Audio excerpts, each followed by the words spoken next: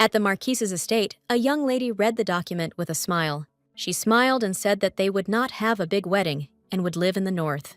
Gilbert wanted to warn her in advance that she would not have much time to relax in luxury. After all, she was supposed to be fulfilling the duties of a hostess, but he was taken aback and looked at her in bewilderment when she screamed. The young lady enjoyed the wonderful dessert with tenderness despite everything. Gilbert looked at her with a cold grin and realized that it was not for nothing that they said she was the queen of social life. A few days ago, in the ballroom of the imperial palace, the crown princes smiled and said that he listened to her and beat her hair, although he knew that rumors cannot be fully trusted. But looking at her, he looked with a grin because she suited him perfectly. Mavia smiled and said that she agreed to the wedding. He looked at her with a fierce grin and said that it was a wise decision, since she would not have been able to refuse anyway because of the contract. Maevia looked at him with a smirk and asked who said that she would marry him. He was taken aback. The young man looked at his companion in bewilderment and asked what she was talking about. Mevia smiled and said that she was not marrying him. She looked at him with a smirk and said that she was marrying his father. A long time ago, about 300 years ago, their ancestors made a pact.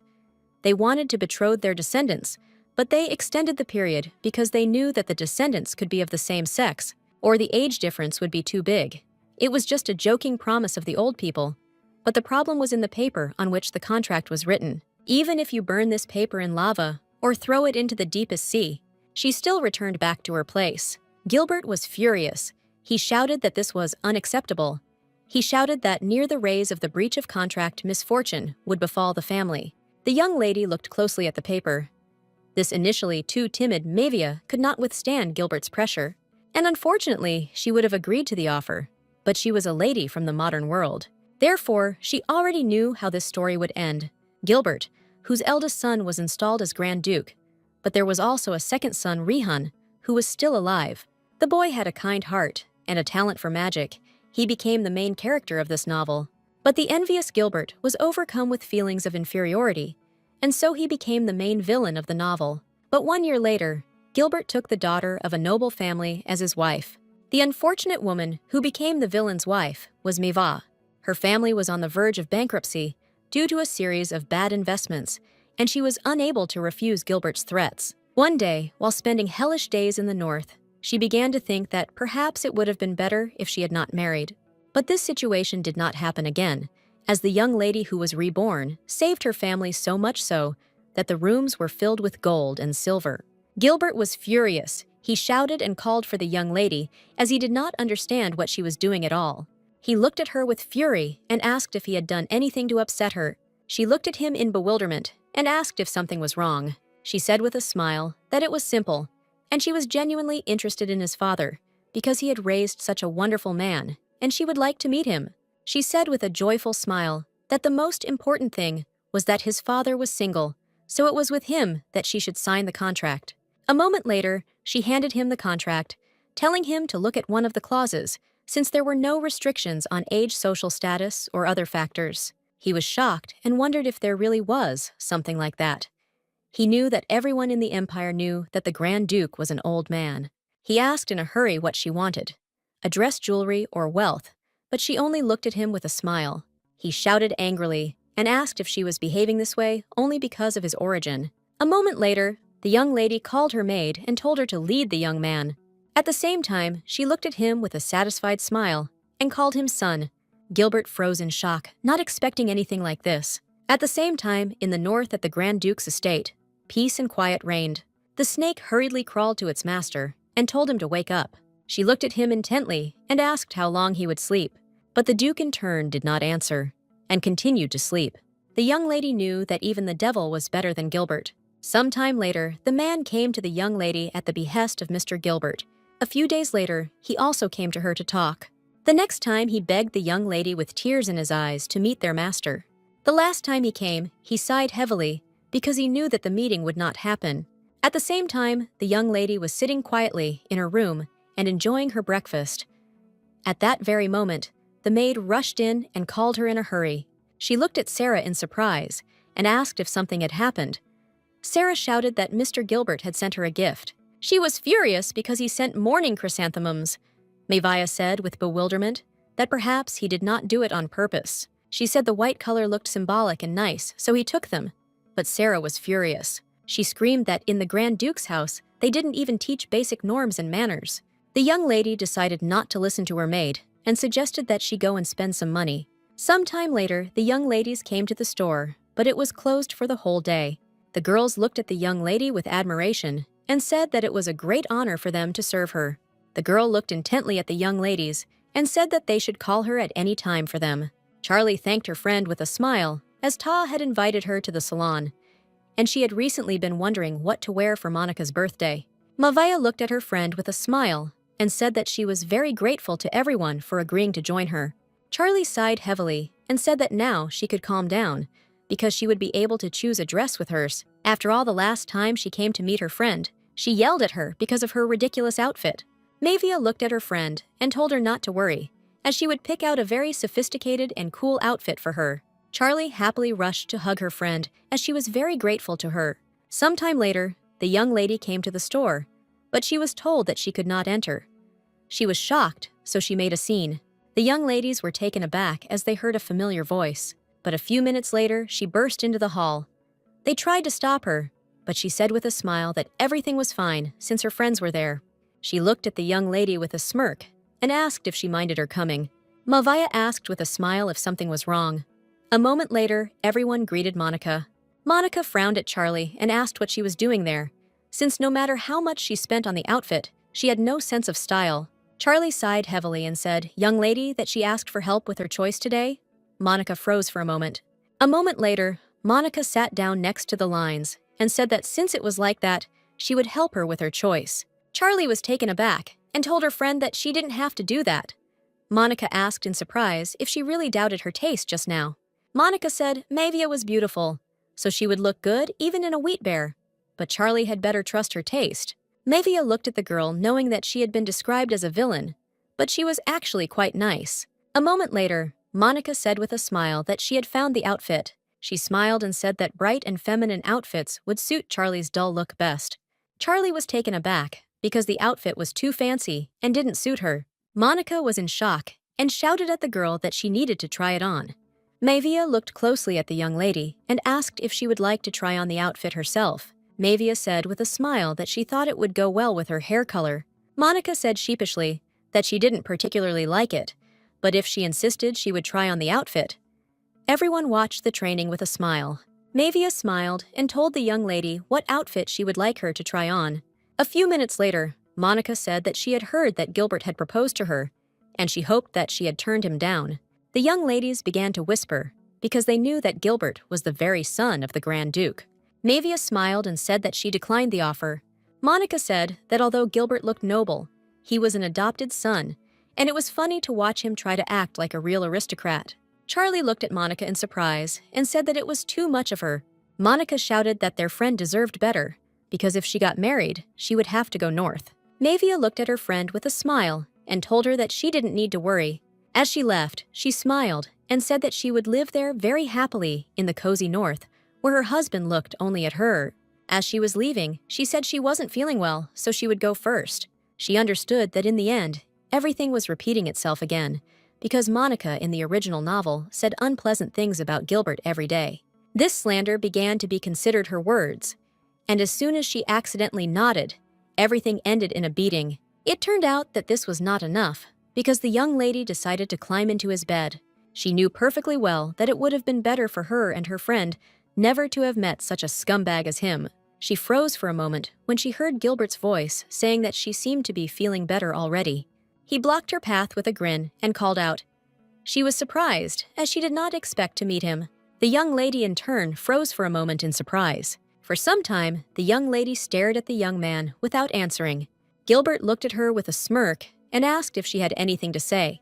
She said that, unfortunately, she still had a high temperature and had not gotten any better, but if she didn't buy herself a new product, the illness would definitely get worse. At that very moment, the young man burst into wild laughter. She was surprised and wondered if he had gone crazy. Looking at the young lady, Gilbert said that he had not been perceptive enough. He asked with a smile if that was why she was behaving this way, because she wanted to see him suffer. With lightning speed, Gilbert grabbed her hand and told her that she must not go too far with her pathetic antics. He looked at her with cold fury and said that his patience was over. She was shocked because she realized that she had let her guard down and he had already shown his true face. At that very moment, the girls ran out of the hall and shouted at the young man to stop. He said he came to talk to the lady who broke her promise. He smiled and asked the ladies if they could leave the place for a while. Charlie looked at the young man with fury and said that she would call security right away. He froze for a moment as he caught their gaze. The Duke looked at him with such a contemptuous look. The Duke angrily told him to leave and not to dare come to him with such nonsense. Gilbert was furious because they were still looking at him as if he were some kind of insect. He shouted that he would become the one who would rule the entire North. Manhwa looked at the young man with cold fury and said that if he did not want to be arrested, he had better leave now. He was furious because he saw that a whole crowd of spectators had already gathered around them. Sarah, with the speed of lightning, shouted to her mistress not to climb into the carriage slowly. Charlie hurriedly pushed her friend into the carriage. Manhwa turned around and thanked her friend for her concern. Gilbert in turn looked intently at the young lady and called her. He looked at her coldly and said that he would come for her on the day of the imperial ball. She asked with a smirk if she hadn't made herself clear enough. She said she wasn't going to take it to the ball, so they could make their next date her engagement party. Sometime after the young ladies had gone north, it became fashionable to politely decline an offer. Sometimes they would even burn flowers to show that someone didn't want to meet anymore. The young lady sighed heavily, as the day had been very busy.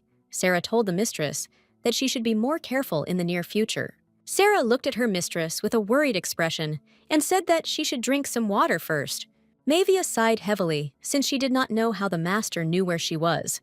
Surat was trembling with fear, asked if he really had put a dash on her. Manhwa, looking at the maid, said that if it had been one of their people, they would have understood immediately. Sarah told the lady that next time she should only go out with security.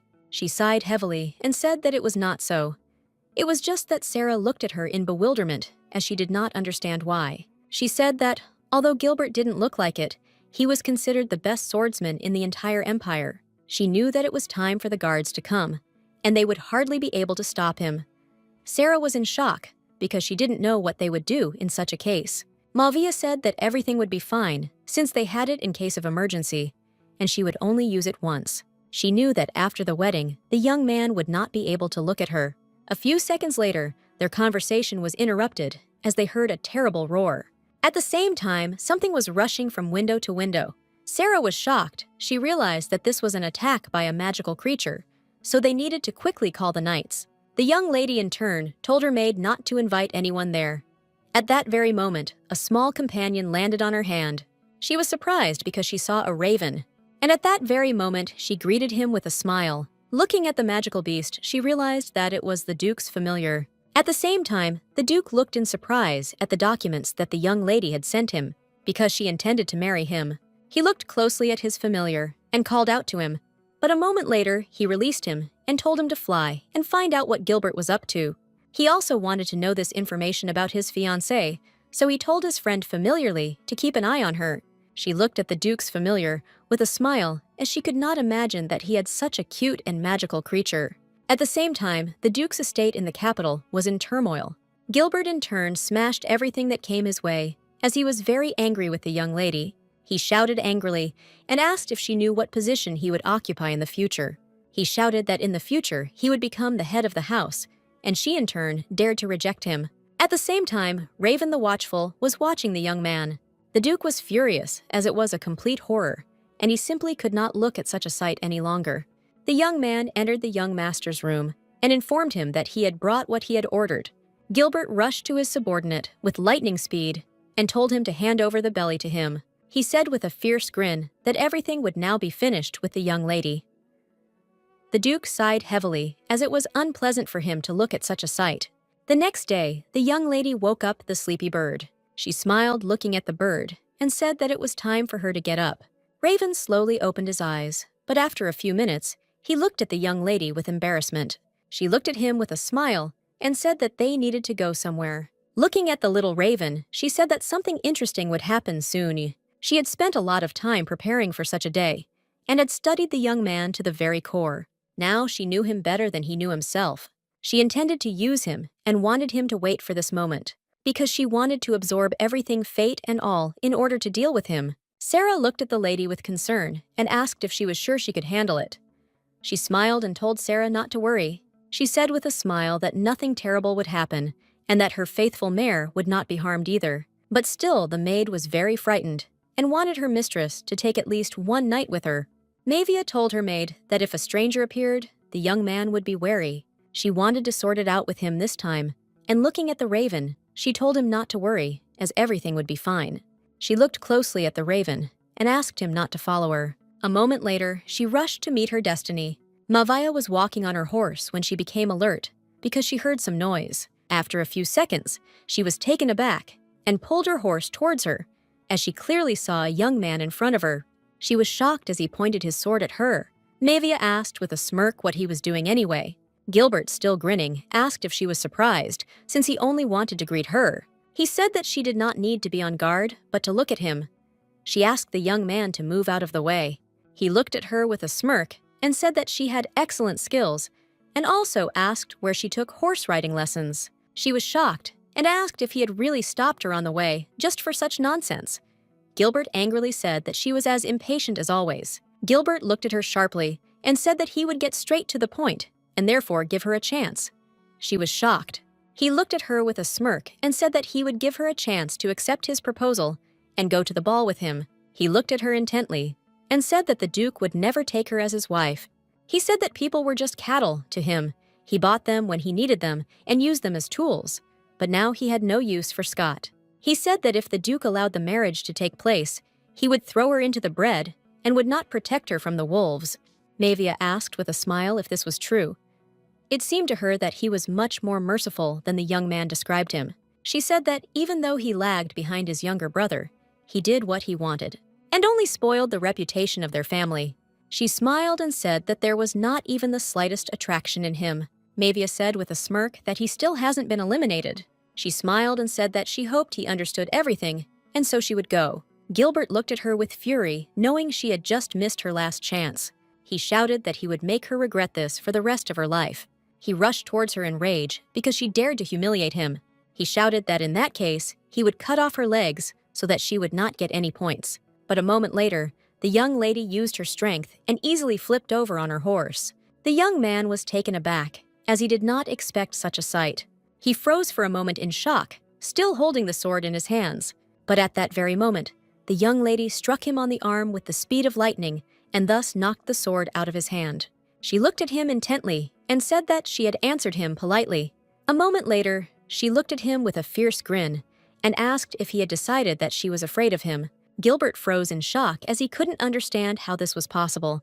Many years ago, a young lady accidentally met an old man on the road, and he told her that he must soon leave the world. She met the devil, who was hiding under the guise of an old man.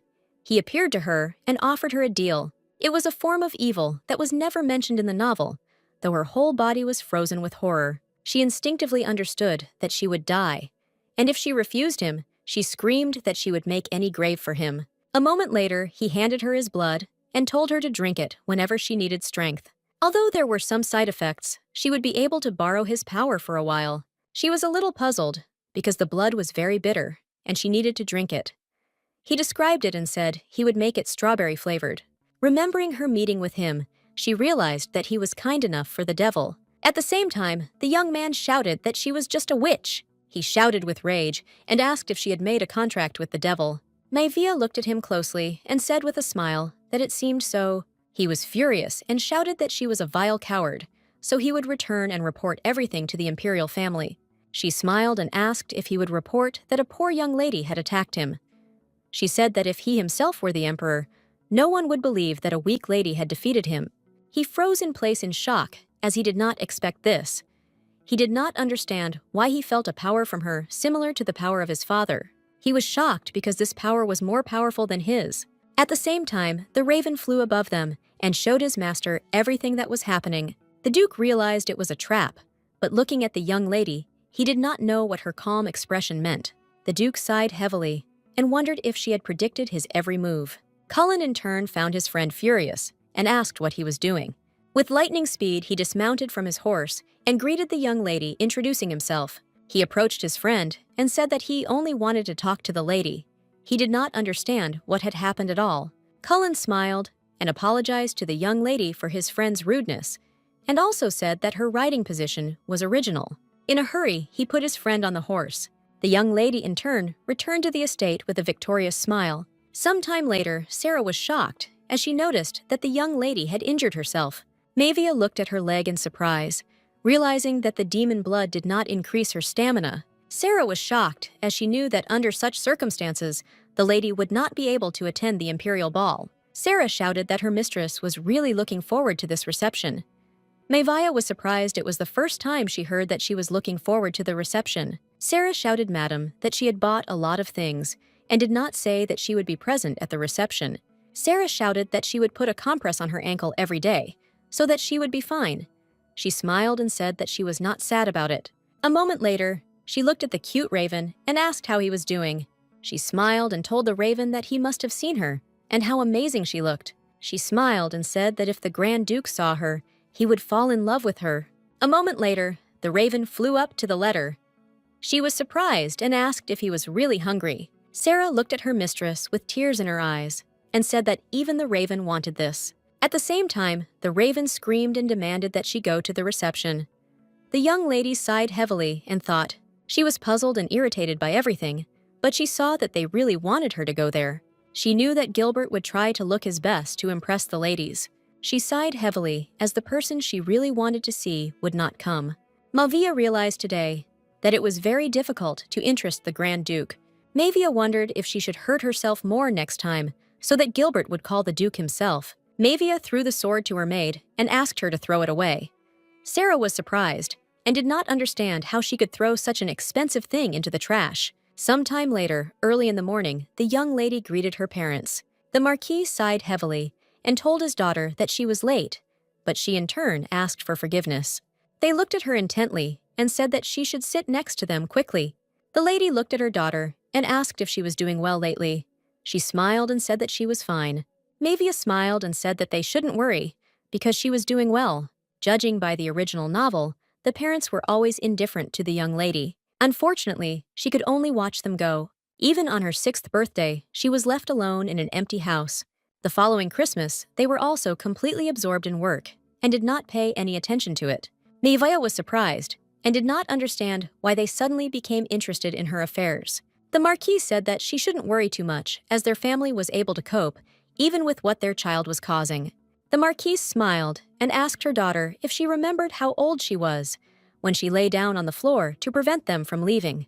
The young lady laughed and said that it was simply impossible to forget. She knew that half of the family's fortune was at stake, and since on that day, they were going to invest in the damned shipping company. She was little and knew that logic wouldn't convince them, so she made a scene, and now she felt a little ashamed to remember it. Mavia said it was an old story. Marquise smiled and said that it was, but for them, she was still a child. The Marquise said that before they didn't even understand that she was a child from childhood, she seemed like an adult to them. That's why they thought she didn't need them. But they knew that wasn't true at all. That was the first time they saw her childish hysteria. She screamed that she wanted to be with them. The Marquise looked closely at her daughter and said that even now she keeps everything to herself, just like you did in childhood. Mavia thought she could change the fate of the family, but she never believed she could change the atmosphere in the family. Her parents said that since she had not found a partner for the ball, then they could go together, holding hands as before. She smiled and said that it was not so, and she had not intended to go to the ball at all. But at that very moment, a raven flew into their hall, and the servant asked for forgiveness as he was too nimble. The Marquis looked at his daughter in surprise and asked if she knew the bird. She smiled and said that it was her pet. She knew her parents had excellent powers of observation. She was afraid that they might realize that it was a magical creature. The madam told her daughter that her taste had changed greatly. Mavia said that her pet was hungry, so she would quickly finish and come to them. Some time later, they came to her room, and she asked anxiously what had happened. Mavia asked her pet if he really wanted to convey something urgently. But at that very moment, the raven spat out the imperial seal of the house. She was surprised, because she knew that the seal was on the invitation. Mavia told the raven that he himself had heard that she did not have a partner, and also asked if he really wanted to become her partner. She looked at him sharply and said that they should think about the height difference. Mavia smiled and said that unfortunately, If he couldn't dance, he couldn't be called a partner. But in turn, he flapped his wings and said that this was not so. A few seconds later, Mevia asked with a joyful smile if the man would really come. The servant looked at the Duke intently and asked when he would give the order to leave. The Duke said that he would go first, and they should follow him. At that very moment, he used his magic to go to the capital. Sometime later, the young lady returned to her parents and thanked them for inviting her to the ball. Childishly again, and they said that if it was about an old contract, they would sort it out. Maivia, looking at her parents with complete seriousness, said that she wanted to fulfill the terms of the contract. The Marquise was taken aback and said that among the men in the house, there was only a child left. She shouted that he was not talking about the child now. Maivia smiled and said that there was still one unmarried gentleman there. She smiled and said that she was talking about the Duke himself. Everyone thought that the Duke was an old man with gray hair. The Marquise said that she understood her daughter, but the Marquis was furious and asked his wife if she would really give permission for such a marriage. The Madame told her daughter that she really didn't understand her, since she didn't even realize that she had given away her heart. The Marchioness said that she thought the Duke would come to the ball, and so she would talk to him there. The Marquise also said that they missed socializing, so they could arrange a family trip on the day of the ball. She told her where they could go, but the young lady froze in shock, as she knew her mother wanted to send her to a country on a neighboring continent. She told her parents that they had misunderstood her, as the Duke looked much younger than his age.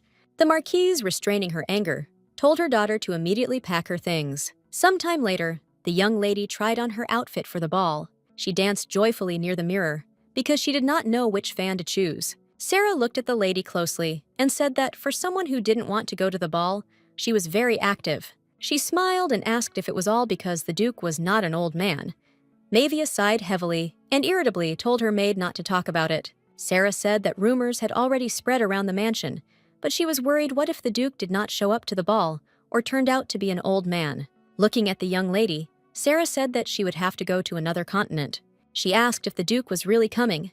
The young lady was taken aback and said that they needed to check everything again, and also asked where the raven was. Sarah looked at the lady in bewilderment, as she did not understand why she needed the raven, since she had not seen him since the morning. Sometime later, the young lady arrived at the celebration at the feast. Everyone was discussing Sora, which was organized earlier on the street by young people. They said that the young lady was very proud, but still fell for her appearance. The lady said she was very beautiful and had a business acumen.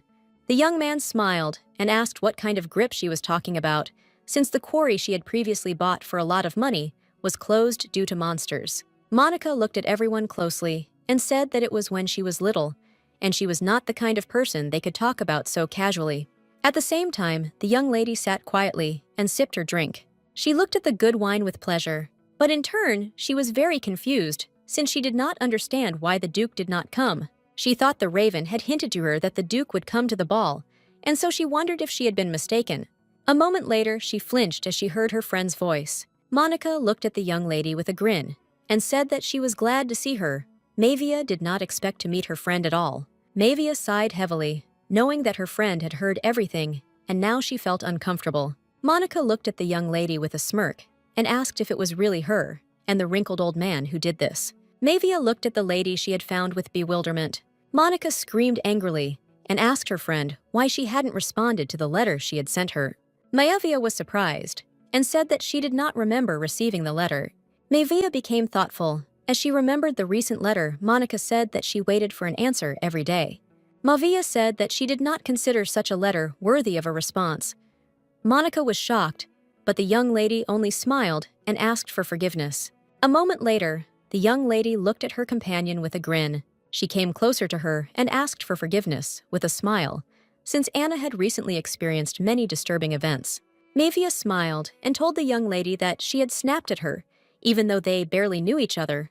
She smiled and asked if she could forgive her. Monica was taken aback and shouted at the young lady not to do something for which she would later have to apologize. Monica screamed that she would not give in to banal compliments about her beauty. Maivia looked at the lady with bewilderment. Monica sighed heavily and said that she had not come for idle talk, as she wanted to discuss business. Maivia said with surprise that business matters were best discussed with her parents. But Monica said that the issue concerned the territory which she owned. She said she wanted to talk about the rock quarry she had bought years ago that was now infested with monsters. Monica said that she would support her in her research, and also asked if she could buy that land.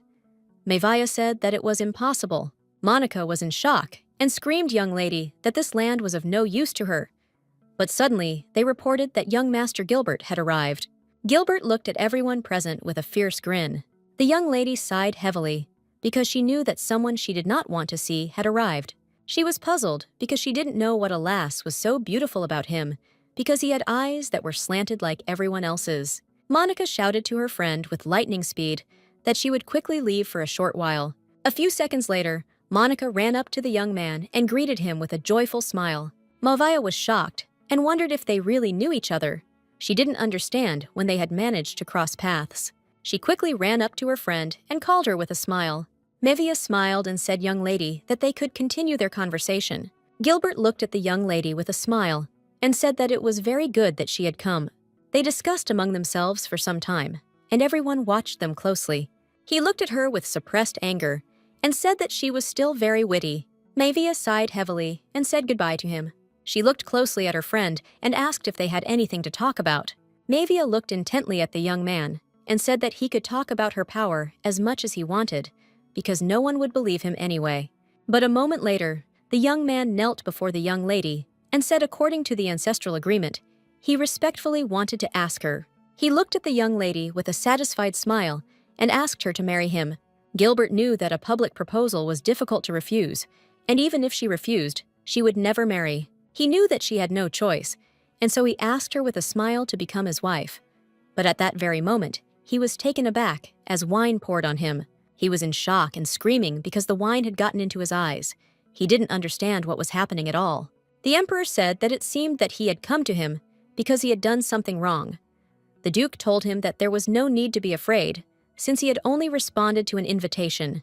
The duke said he had been wondering who the current emperor was, but apparently not much time had passed. The emperor sighed heavily and said that it was so. He was furious because the north was ignoring the imperial orders, so he asked his father to give the order. But the emperor said that the north could not be touched, because only he could control the demonic beasts. The emperor looked intently at his son and told him to listen to him carefully. Now the emperor trembled with fear as he looked at his opponent. The emperor knew that the man was not at all a simple man like the rest of them. Manhwa sighed heavily and said that she was wrong, because she thought that it was just a dream. She sighed heavily and said that she was very sorry. Gilbert was furious. He shouted that this was no excuse. He asked if this was how a mature lady behaved. But everyone turned away from him and did not say a word. They sighed heavily as they understood that the young man was unrequitedly in love. But no matter how much he insisted, she still refused him. Gilbert was furious. He looked around, but no one supported him. Manhwa looked at him with a smirk as she understood that he needed to choose better whom to oppose. Although the empire possessed a vast territory, the failure of maritime trade weakened the king's power, after which all power passed to several wealthy families. Marquisate Elaine had power in the empire. Also, power passed to the Marquis Morgause. Marquis Morgan, at the head of the young lady. The marquise looked closely at her daughter, and holding back her rage said that if she needed help, she should contact them. The man looked closely at the young lady and said with a smile that although he understood her feelings, she should think about the young man's reputation. She coldly called the baron, and he was taken aback. She looked at him intently and told him that the rope he was holding onto now would not save him, and he must act wisely. The young man froze in place in shock without uttering a word. Gilbert sighed heavily and said that in the north, there is no one sane here. The young lady in turn looked at him with a satisfied smile. She saw that he was burning with rage, but she only mocked him. A moment later, the servant introduced himself and told the young lady that His Majesty requested to meet her in person. She was surprised, as she did not expect this. The trembling man said that everything was correct, and he had been waiting for her for a long time. Some time later, the young lady following her escort noticed that it was cold outside. She froze in place for a moment, not understanding what was going on at all, as the atmosphere was very serious. She saw that the neat man looked confused, and his face was pale to the point of blueness. She looked at the man intently and asked if he could tell her why the emperor had summoned her. Trembling with fear and sweating profusely, he said he could only say that she had brought this upon herself. The young lady was shocked because she did not expect this, but a moment later, she turned around as she heard some conversation in the distance. She looked into the distance as she realized whose conversation she had overheard. She shouted to her escort that she would step away for a few minutes. The man was in shock. He shouted and called for the young lady, but it was all in vain. Monica looked closely at the young man and said that it seemed like he was very offended. She sighed heavily and said that her friend had always been like that because as a child, she apparently hit her head and often did strange things. Gilbert looked at the young lady in bewilderment and asked why she was doing this to him. He looked at her intently, waiting for an answer. Monica sighed heavily and said that she simply understood him. Monica said with a gentle smile, looking at the young man, that in fact she didn't like her too much either. At the same time, Mavia stood behind her friend and heard everything. Monica smiled a predatory grin and said that she wished that things were worse for Maevia than for her. And sometimes she even wished misfortune on her. Maevia was shocked, as she did not expect to hear anything like that. She wondered if she should ignore their conversation, but she knew that if she left, it would no longer be inappropriate behavior, and perhaps they would live happily as a harmonious couple. However, she had no intention of doing such a thing, and looking at the young lady, she told her to stop saying such things. Monica was taken aback and turned around, looking at the young lady, asking how long she had been standing there. Mavia looked at her friend coldly and angrily, but did not answer. Monica was taken aback and asked the young lady in confusion if she had really heard everything. Mavia looked at the lady intently and said that she would give her one piece of advice, the first and last one of her life. Looking at her, she said that she should stay away from the young man, and that it would be better for her son never to meet him again. Gilbert was furious at this statement. A moment later, he rushed towards her with lightning speed and shouted that she should not have come to them. Monica screamed in surprise, as she did not expect to see something like this. At the same time, the young lady froze in place in surprise. She was taken aback, as she realized that she had let her guard down and thought that she shouldn't have interfered after all. But he ran towards her and reached his hands towards her thin neck. At the same time, Gilbert looked at her with a fierce grin because he knew that he would immediately finish her off. Monica was in shock. She screamed and called for the young Ice One. It was all in vain. Malvia closed her eyes and smiled tenderly as she realized that this end was predetermined. But a moment later, she opened her eyes as nothing had happened.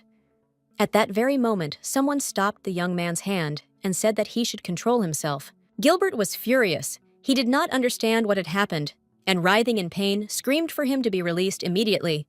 The Duke looked at his son with a cold, intent look and said that it was time for them to go home.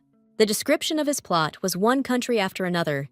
He was strong enough to subjugate ferocious monsters with his ease, but he almost never left his chambers, so there were very few people who saw him, and those who had the chance to see the Grand Duke at least once were unable to open their mouths. He exuded a decadent aura from his black uniform, and in the long corners of her eyes, like masks from the devil's hand, there lurked an unusual seductiveness. She was shocked because she understood that the description from the novel was completely insufficient. The young lady was taken aback and froze in embarrassment. She understood that in front of her was simply a faceless god. Gilbert was furious and shouted to his father that it was just a misunderstanding, and the young lady had set everything up to destroy him. Mavia was taken aback and didn't know what to answer, but Gilbert screamed. The knights said they would escort him right away. He was furious and screamed to be released immediately. He did not understand why his father treated only him so mercilessly. Meanwhile, the emperor, sitting in the bushes, was trembling with fear. He called the young lady, and she looked at him in bewilderment. He asked for forgiveness for asking such a thing, but he said that since he had arranged a meeting for her with the Grand Duke, she should tell him that he had left first. The young lady looked at the emperor in bewilderment, but still agreed. Mavoi understood that the Grand Duke had ordered his adjutant to call her. The Duke sighed heavily, and they looked at him in bewilderment, because they did not know what he would do. He said angrily that the young man was still expecting him to chew it once and put it in his mouth. He was furious because he understood that he had trained him poorly. The emperor was taken aback and froze, which is why he stood there. The Duke turned around and looked angrily at everyone present. Trembling with fear, the emperor ran away with the speed of lightning. The man looked intently at the young lady and said that he would escort her. After some time, the young lady was left alone with the Grand Duke. She looked at him closely, as he certainly looked like the villain of villains. But she wondered if he was so scary that she would run away at the first sight. Mavia looked at him with admiration, because she understood that no matter how much she looked, The first thought that came to her mind was that he was incredibly handsome. The Duke looked at her in bewilderment and asked why she had rejected Gilbert's proposal. The Duke said that she looked like he was a suitable candidate for a husband. She was taken aback and looked at him in surprise. The Duke looked at her intently and asked why she wanted to marry someone like him. He sighed heavily and said that he had to know the real reason. The young lady hesitated for a moment, searching for the words to answer his question. She knew it was all because she knew the future, which she didn't choose. In the original story, immediately after the wedding, Gilbert sent her north. And 6 months later, he summoned her back to his capital with unclean intentions. She was delighted because he wanted to meet her, but unfortunately, she did not know what fate awaited her. The Duke looked closely at the young lady and said that she did not have to come to him, and if she wanted to, she could stay in the north. She knew he was the only one who warned her. But then the young lady, on the contrary, was afraid of him, so she tried to escape, but ended up falling into Gilbert's hands. But even then, he came to her rescue. The Duke looked at her closely and asked if she would return to Numero. He extended his helping hand to her until the very end, although she was never able to hold on to his hand until the very end. She didn't know why, but he still tried to help the young lady. But now she knew for sure that if the real Manhwa had taken his hand, then a less terrible end would not have awaited her. She extended her hand to him with a smile and asked if he would like to dance with her. Manhwa knew that this time she would definitely be by his side. He looked at her in surprise, as he had not expected this. Manhwa smiled and said that she would like to dance with him if he was interested in anything she would tell him while they danced. Of course, she had no intention of telling him the truth, but she knew that this would definitely attract his attention. Manhwa looked at the young man with a joyful smile, but he said that he did not want this. She was taken aback, as she had not expected such a thing. Manhwa, looking at the Duke, said that if it was difficult for him to dance, she could teach him, but he also firmly said that he did not want this. She was shocked and didn't understand why he refused. He sighed heavily and said that it was just a lot of trouble. Manhwa looked at him in bewilderment. She was puzzled, as he had said earlier, that he was interested. He sighed heavily and said that the feeling of laziness outweighed his curiosity. The Duke sighed heavily and asked in this regard if he could return home. Looking at the young lady, he said that further communication would be through the exchange of letters. He said that this was also very troublesome and asked if they could finish there. Manhwa was shocked, and looking at the young man, she realized that he was very picky, even more than she could have expected.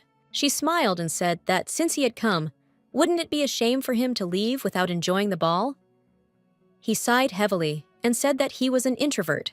He turned around and walked away, wanting to get home as quickly as possible, but he still said goodbye to her. But the young lady in turn was not going to give up so easily. She ran up to the Duke and grabbed him by the clothes and also asked him in a hurry to wait. Manhwa looked at the young man with puppy dog eyes and said that she really wanted to dance, but unfortunately, she didn't have a partner. He froze in shock for a moment. The young lady in turn was puzzled as she realized what she had just done. She sighed heavily as she realized that it was too much on her part. The Duke, looking at the young lady, asked if one dance would be enough for her. She was surprised because she didn't expect him to agree so quickly. He looked at her intently and said that he had asked her earlier if one dance would be enough for her. She was shocked and wondered if her little cunning plan had worked. Manhwa looked closely at her companion and with a gentle smile said that he should be careful as the floor was very slippery. He sighed heavily and asked for forgiveness, as he was very clumsy. He also said that he was not really a very good dancer, and he forced himself to go through such torment because he wanted to get to know her better. Manhwa looked at him with a tender smile and asked if he didn't hate her. He sighed heavily and said embarrassedly that of course it wasn't so, and he wouldn't dare. She smiled and said that she would tell him everything about herself and about the dance, and she would also teach him the beautiful dance.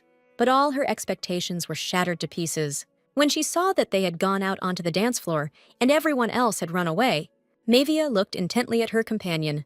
She hoped that he wasn't going to run away from her, as she could barely hold back her tears. She was in shock, wondering if she would really dance without music. But having gathered her strength, she decided to concentrate on dancing. She knew that sooner she would have an even greater desire to win. Meanwhile, the Duke looked coldly and angrily at everyone present, while the young lady enjoyed her dance. The guests trembled with fear, as his ferocious appearance alone filled them with terrible anxiety.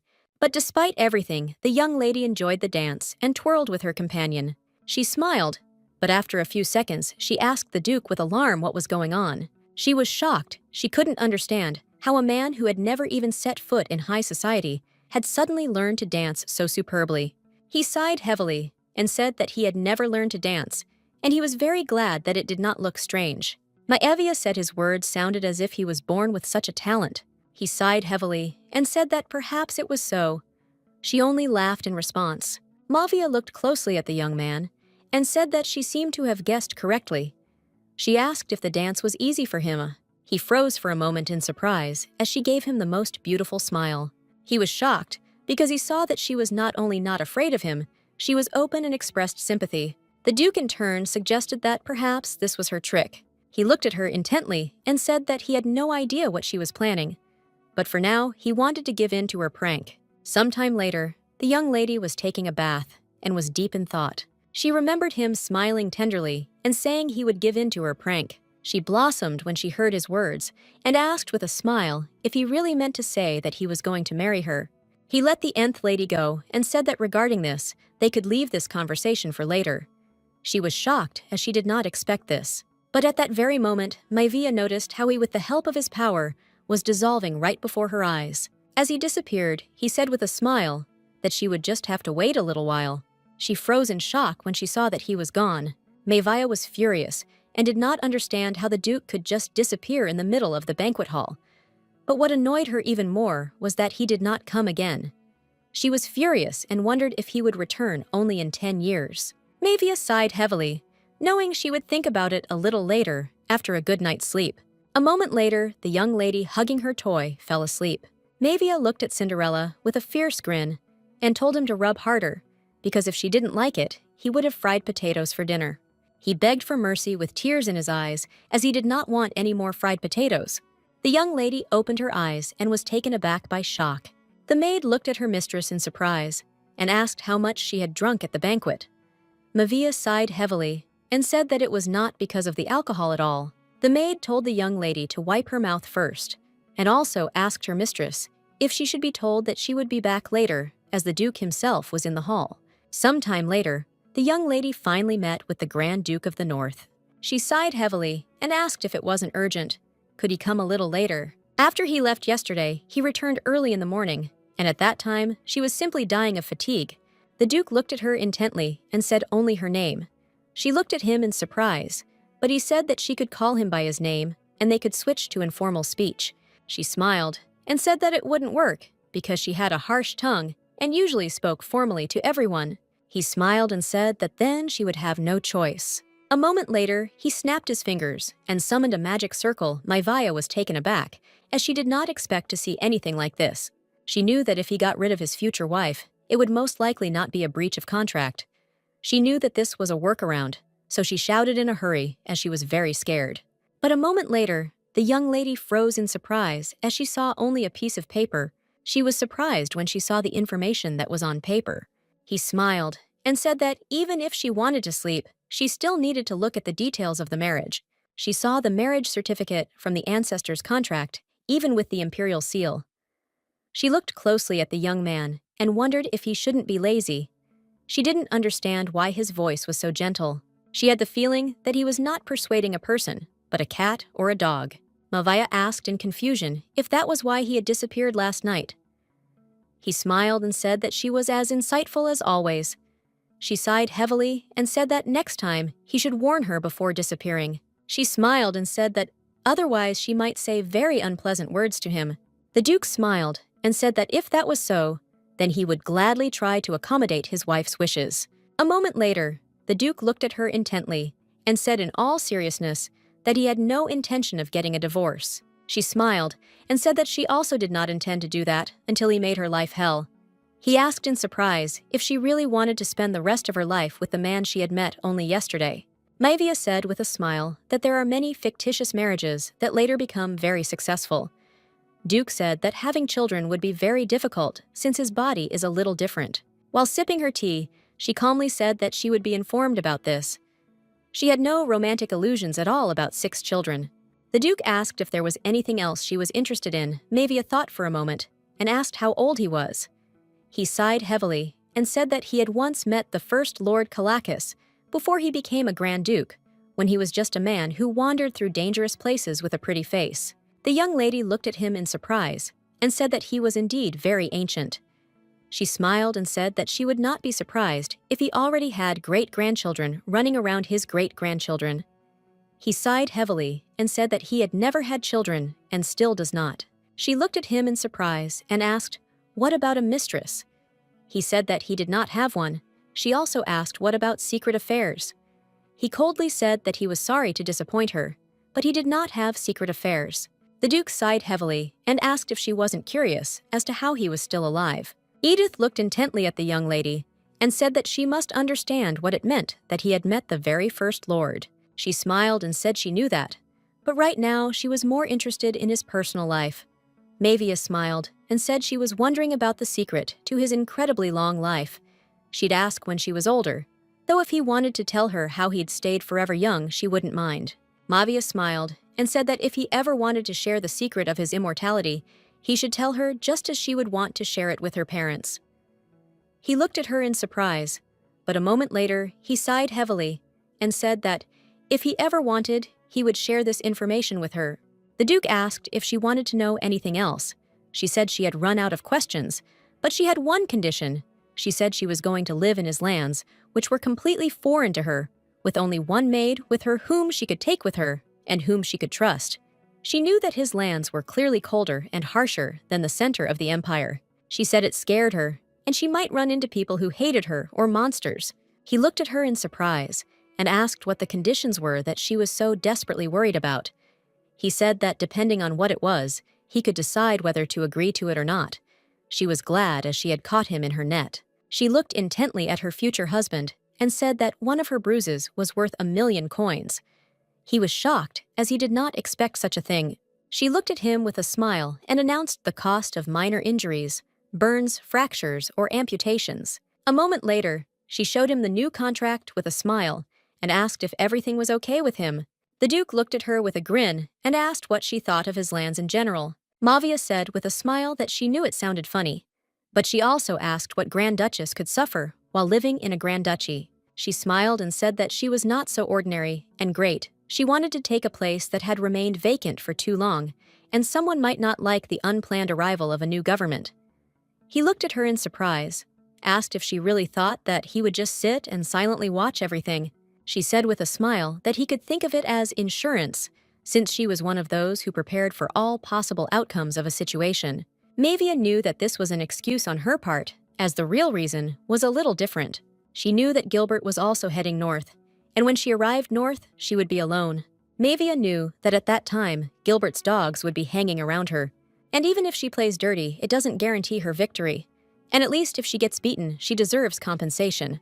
The Duke said that if she was really scared, she could take someone else with her, and he would even let her take every last soldier from her family's personal army if she wanted. She smiled and asked why she should waste her energy if she already had an incredible husband who was much stronger than everyone else. He sighed heavily and said that it didn't seem like she trusted her incredible husband at all. Mavia said with a smile that this was only their second meeting. He smiled and said that she had seemed braver to him, but now she looked more like a frightened little rabbit. Mavia winked at her fiancé and said that a rabbit wife was just perfect for her. He looked at her intently and said that if she agreed with everything, she should sign. A moment later, the young lady stood up and approached the young man. She looked at him intently and asked if he knew that there was a tint of purple in his eyes. The Duke froze in shock, as no one had ever done anything like that to him before.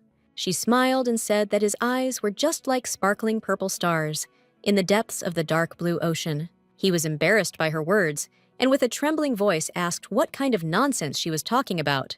Mavia looked at the young man with a satisfied smile, because she saw that he was embarrassed, and it was quite sweet. She smiled and said that it was still nice to know a little more about him before the wedding. She said that he knew a lot about her, which she knew almost nothing about him.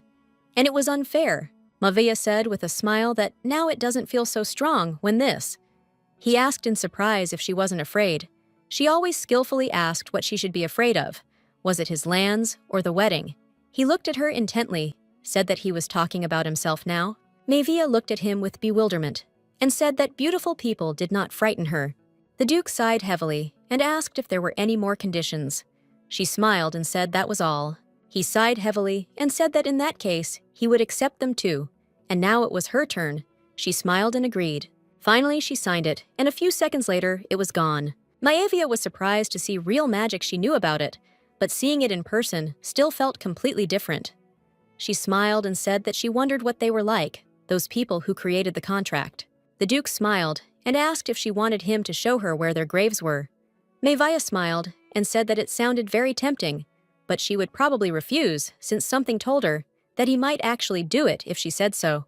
Finally, the promise between their families was finally fulfilled. He looked at her closely and said with a smile that she was now the Grand Duchess.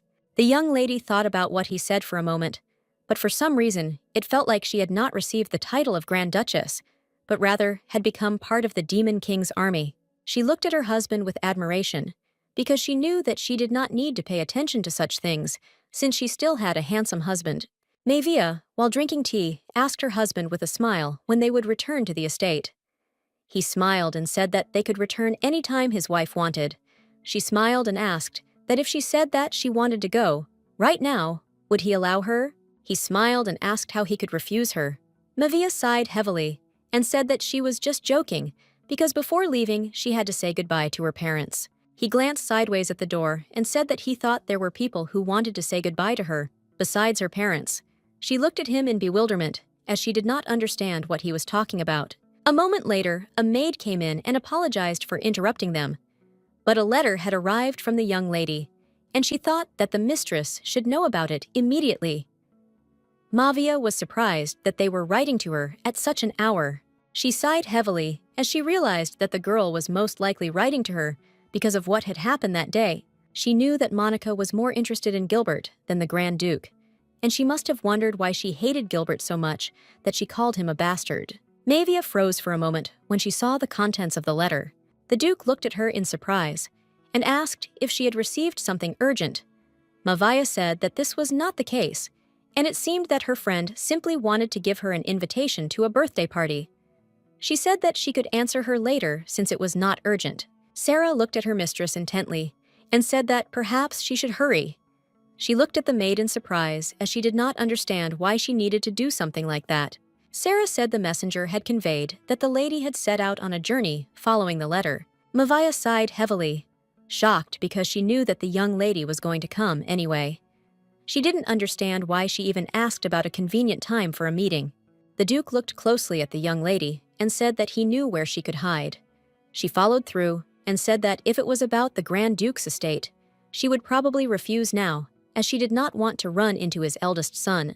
He looked at her intently and said that if there was a reason for this, he could take care of it. She smiled and said that he didn't have to do that at all, and that it was okay, because if he took care of it, she doubted that this place would remain on Earth.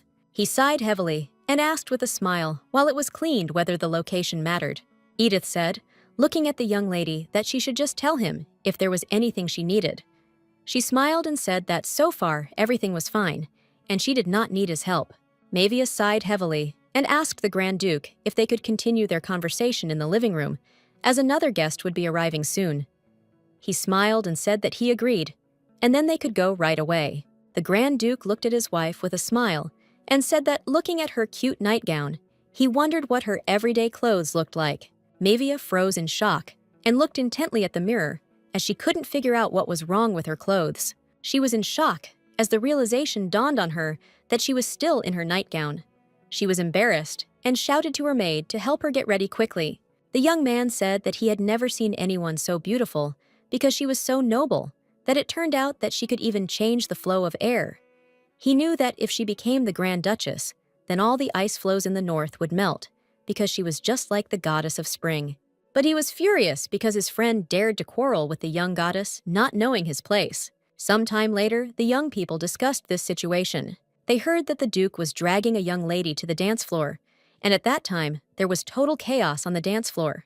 The young man was shocked because he did not expect that the young lady was dancing with their Duke. He did not understand how such a beautiful flower, how she could get involved with the Duke. They discussed this topic and said that it would be better if she married the second young gentleman, but unfortunately, They were aware that marriage with minors is not prohibited by law. The young man sighed heavily and said that he was very worried because he did not know if someone so fragile and innocent could endure something like this. Gilbert was furious because he knew they were just crazy. He looked at them sideways and asked if they were really saying that the young lady was fragile and innocent. He said that it was very funny and he just couldn't stop. Gilbert looked at his friend intently and asked with a smirk if he wasn't curious about what she was really like. He said he could tell you in detail what she was really like, the new Grand Duchess. The young man pretended not to hear his friend and asked his companion when they were returning to the estate. Gilbert was furious because the young man ignored him. They knew that it was time for them to leave, but they did not know when his lordship would decide to return back. They were puzzled and did not know what to do with the elder gentleman. Gilbert looked at the young man closely and called him. He said that if they were leaving soon, he would like to say goodbye to his friends. The young man looked at the young gentleman with a grin and asked if he really had any friends and did not know who was friends with such an asshole who beat his brother. He said with a fierce mockery that birds of the same feather walk together. Gilbert was furious, and looking at the young man, he said he must be blind. He did not understand how he dared to bark at his master like a stray dog. The young man looked closely at the gentleman and told him to watch his language because their master was not him, but the Grand Duke. They sighed heavily and asked the young gentleman to sit down and stop making a fuss. Gilbert looked at them with anger and said that they had not yet come to their senses. He knew that disobedient dogs needed to be trained, so he called upon magic and began to summon his sword. He knew that even if they were both elite knights, nothing bad would happen if a little blood was spilled. Gilbert knew that if his father found out about this, he would have to suffer some punishment, but he could not allow them to treat him like this. A moment later, he looked at them with a fierce grin, holding his sword in his hand. He shouted that this was all because of themselves, and now they should not regret their words. He shouted that he would kill them immediately. A moment later, he was taken aback as he felt something sticky on his sword. They mocked him, asking which friend he wanted to say goodbye to. Wincing from the stench, they said that this was the perfect choice for him. Gilbert was shocked as he did not understand why his sword was all dirty. A moment later, he threw down his sword with cold fury. He was furious and did not understand how they dared to look down on him. The young people sighed heavily and said that he simply had a terrible character. They wanted to do something as soon as possible to get rid of the terrible smell. The young man looked at Gilbert intently and asked if the friend he wanted to see was the Baron. Gilbert sighed heavily and said that it was true. The knight said that he would deliver his message to the Baron so that he would calm down. And of course, given the situation, he doubted that the Baron would come to him. Gilbert looked at the young man sharply and said that he should have started with this from the very beginning. After a few minutes, they decided to leave, leaving him alone. They left and closed the door tightly. Procyon, looking at his comrade, asked if he was sure that they should go to his friend, because he was worried that the Lord could create problems. He knew that the Duke was now in the capital, and if even knowing this he created trouble, he would pay with his life for his stupidity. Some time later, the Baron finally came to meet his friend. He looked closely at Herbert and said that it turned out that he was returning to the estate. The Baron told him to make sure that he would keep a low profile and remain silent. Gilbert sighed heavily and said that he would not remain silent, since after everything that had happened, the Duke had arrived in the capital. Gilbert looked at his friend with a smirk and said that he needed his only friend to do something for him. The Baron looked at the young man intently and said that if it was related to the young lady, then he should forget about it, as he valued his life. Gilbert asked with a smirk, who said that it was related to her. Gilbert said there was a dark-haired maid who was always around her, and if they got rid of her, maybe he would feel a little better. As he left, the Baron said he would pretend he had not heard it at all, as he knew the young lady was not one to sit idly by while her people were touched. The Baron was shocked because he knew that Gilbert was simply crazy. He understood that his friend could no longer think clearly, and therefore he wanted to immediately switch to the other side. Gilbert looked after his friend with a grin and said that regarding their joint business in the north, he would like to talk, as he heard that the Baron was unhappy with the distribution of profits. The Baron froze in shock and, looking at his friend, asked if it was really him who was threatening him. Now Gilbert said that it was, and the Baron had helped him many times, but even knowing this, he did not take care of him properly. The Baron looked at his friend in surprise and asked if he was really speaking seriously now. Gilbert said if he could just get rid of this nasty feeling a little, he could be a little more generous. He said with a grin that he would gladly share with his friend and would not offend him. He looked closely at the young man, and with a grin said that he would like to ask him something one last time. He asked his friend with a fierce grin if he could do him a favor. The Duke looked at the young lady in surprise and asked what exactly was the misunderstanding. She was shocked and screamed that her nightgown was a misunderstanding. She was in shock because she came out to the young man without realizing what she was wearing, as she was still sleepy. She felt very ashamed that she saw him in such a way. She screamed that he should know that she just forgot to change her clothes. She screamed that it was absolutely not what you might think. So he shouldn't have misunderstood her because she did it by accident. He smiled and said that they could have just forgotten about it. A moment later, the young lady was brought her order, but she froze in place in surprise because no matter how much she looked at the drink, it was not what she ordered. She sighed heavily as she realized that this was not the drink she had been dreaming about, but she could not say anything as she could see that the waitress was very nervous. She sighed heavily as she knew she would just drink the drink, but after one sip, she choked. The Duke looked at her in surprise and asked if something was wrong. She sighed heavily and said that everything was fine. He sighed heavily and sitting up said that it was very sad because she had lied to him from the very first day of their marriage. As he left, he said that she should wait a little. The lady froze for a moment in surprise. Mavia was puzzled because she didn't understand what had happened. Sometime later, she nevertheless followed her husband. Opening the door slightly, she froze in surprise as she saw that her husband was cooking something. She froze and realized that he was preparing a drink for her. After a few minutes of hard work, her drink was ready. It was exactly like the picture. Edith presented his masterpiece to his wife and wished her bon appetit. She was surprised as the dessert was prepared by the Northern Grand Duke himself. She looked at the drink in surprise as it looked really appetizing. Mavia smiled and said that it looked just like the one on the menu. And the Duke smiled and said that he really hoped she would like the drink. She sighed heavily because she knew that she had to try it. And even if it didn't taste good, she had to pretend that she liked it. But a moment later, she was shouting with admiration that the taste was simply incredible. She said that her husband was even better than the imperial chefs in their estate. He looked at her with a smile and said that if there was any city food that she would like to eat when they went north, she could tell him. The young lady froze in place for a moment, embarrassed. He smiled tenderly and said that he would immediately prepare this dish for her. She was shocked because he was very different from what she had imagined. She thought he would be too lazy to come to the cafe at all. Mavia thought that he would definitely postpone signing the contract. She wondered if she had read the novel incorrectly, since he was definitely very lazy during the ball. Mavia had no idea what had made him change so much, but she didn't want to remind him of it. The lady smiled and said that in that case, she wanted to try some caramel pudding. Sometime later, they were sitting in the park earlier. The lady asked if the friend who wanted to come in the morning should have already left. He sighed heavily and said that it looked like it. Mavia looked closely at her husband and asked why he was saying this, as if he could see it. She asked in bewilderment if he was clairvoyant. Edith said that he only hears better than others and can hear even the quietest sounds. Mavia sighed heavily and wondered if it was because he was transcendental. She knew he had quite a lot of abilities. Mavia looked at her husband and said that it was really strange. He looked at her in bewilderment.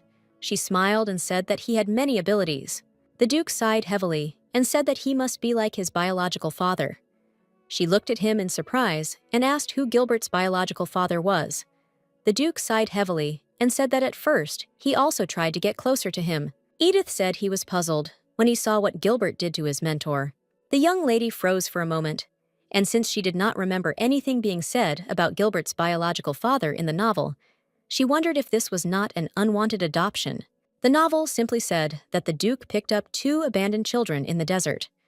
She thought the Duke was just being kind to them. She wondered if there were any hidden secrets. She looked at her in surprise and asked if there was a reason why he didn't give up on him. Edith sighed heavily and said that there was, but he couldn't tell her the details, but it was simply impossible to give him up. Edith looked intently at his wife and said that instead, if she wants to do something punish or something else, then she can feel free to do so.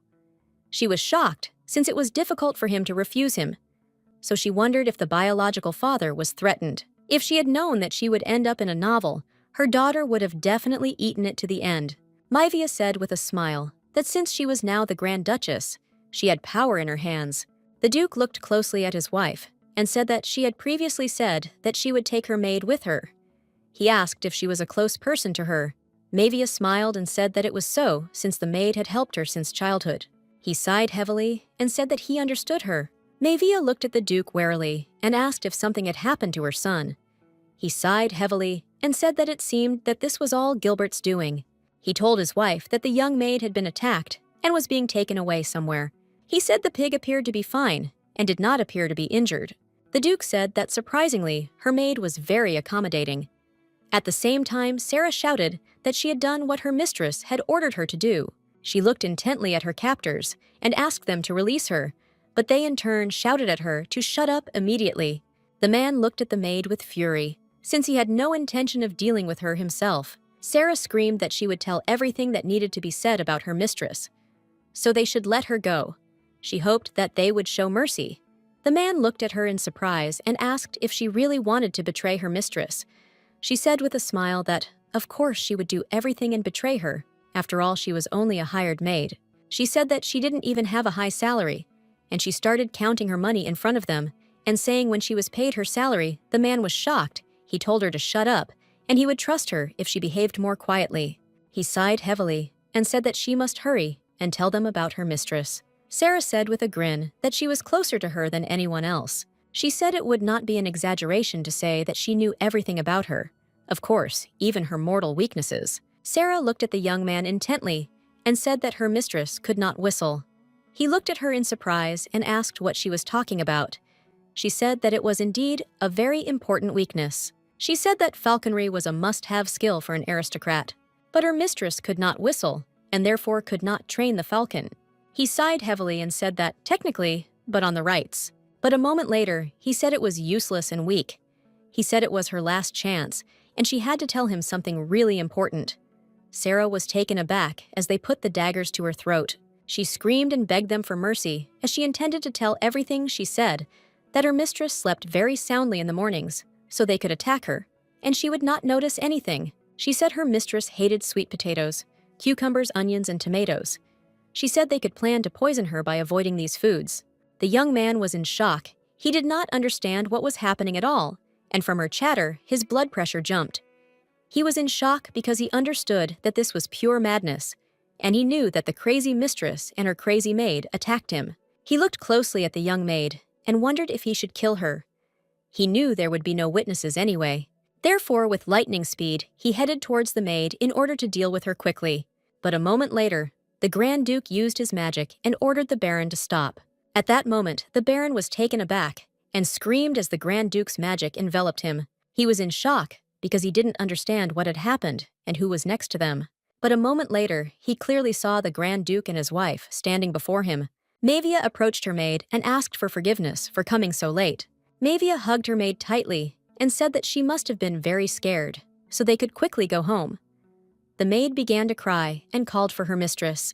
Manhwa looked closely at the young man and said that she had already warned him earlier. She said that the rope he was holding onto was a rotting life preserver. The great Duke looked at the young man with cold fury. The Baron was in shock. He understood that punishment awaited him. At that very moment, the young people ran away with lightning speed. Manhwa looked closely at her husband and asked if he was sure it was worth letting them escape. He smiled and said that it was okay, because he knew exactly who ordered the kidnapping. Edith looked at her and said that if that was the case, if she needed them, she should just tell him to take care of them. She smiled and said that this was definitely what she needed.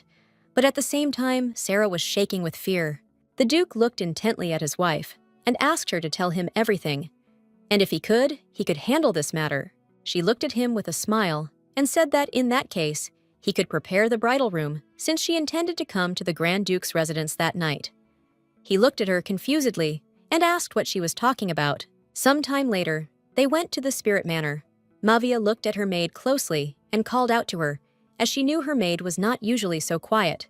She knew she had no injuries, but it was still an injury. She looked closely at the maid and said that she would make sure that today's incident was counted as a work injury. Sarah blossomed after hearing something like this. She thanked the mistress because she knew that she was the best. Manhwa looked at her maid with bewilderment, as she had clearly been sad a few minutes ago. She sighed heavily, as she felt that she had worried about her in vain. Sarah sighed heavily and said that she was kidnapped while she was packing things for the mistress, so she was not able to finish.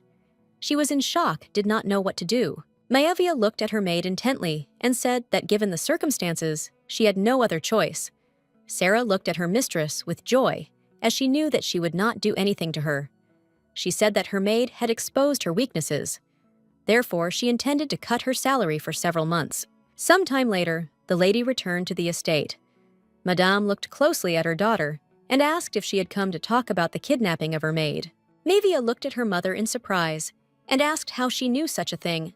Madame sighed heavily and said that they were a great family, and there was nothing that happened in the capital that they did not know about. Maevia, looking at her mother, said that it seemed that she also knew that she was heading north.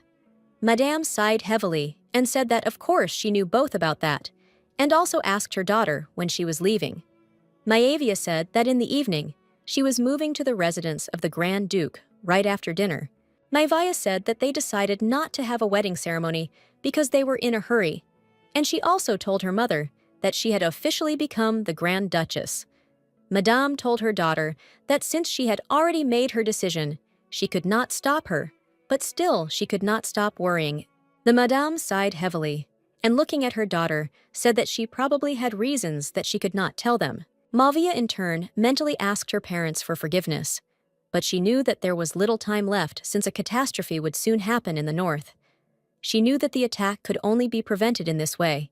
Some time later, the Marquis and his wife stared intently after their daughter. The Marquis sighed heavily, as their daughter was indeed gone. She knew that their daughter was still very young, so she wondered if everything would be all right with her in the north. A moment later, the maid apologized for interrupting them, but the young lady told her to give them the letter when she left. The Marquis sighed heavily and said that it seemed their daughter understood that they would worry, so she left them a letter. Maevia wrote to her parents and asked them if they could put some pressure on Cullen's business for her sake after she moved north. She wrote that it was enough for Togo to go bankrupt and work in the mine. She thanked them and wrote that she loved them. She also wrote that she would invite them to the north every season, so they should not be too sad. Madame sighed heavily and asked if their daughter understood how far north was and how expensive it was there. The Marquis smiled and said that they earned money for this. Madame smiled and said that it was fair. The Marquis smiled and told his wife that as she had said, their daughter was still a bit childish, but he still wanted them to trust their son-in-law. They knew that he was the one their dearly beloved daughter had chosen. Some time later, the young lady and her maid went to the estate of the Grand Duke. Maevia was a little puzzled as she saw that there were only mountains everywhere. She wondered if his capital had once had a similar place. Sarah said that it was quite difficult to get from this place. She was very worried that they would suddenly give the lady bread as hard as stone or force her to clean the entire castle with ice water. Maevia sighed heavily and said that she didn't think it would come to that. She knew it was true that there would be no warm welcome for the unplanned Grand Duchess. Maevia said that if something like that happened, she would understand if her maid lost her composure. Some time later, they were informed that they had arrived at the Grand Duke's residence in the capital. But as soon as they stepped out of the carriage, the young lady froze in place in shock. A moment later, all the knights of the ducal house greeted the young lady and expressed their respect to the Grand Duchess. She froze in place in surprise, because I didn't understand what was wrong with them at all. The young man smiled and introduced himself to the young lady and said that he was the temporary manager of the estate. He asked permission to take her in, but a moment later, she froze in surprise as she saw a young man pushing his way through the crowd. Procyon, looking at his mistress, shouted that he would become a knight this year, and since Vega was busy, he would accompany her. The young lady froze for a moment in surprise. Sarah quietly asked her mistress if she had really sent them a gift in advance. She looked at everyone present in bewilderment and said that she didn't seem to have done anything like that. A moment later, the knights attacked his compatriot's word as they were furious that he had not greeted the Grand Duchess formally, and he was already climbing towards her.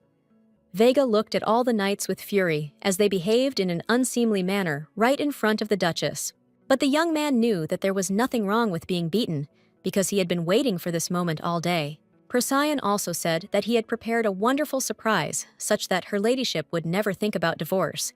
He said that she does not eat at night, so everything is fine, and he had another plan. A surprise she can't refuse.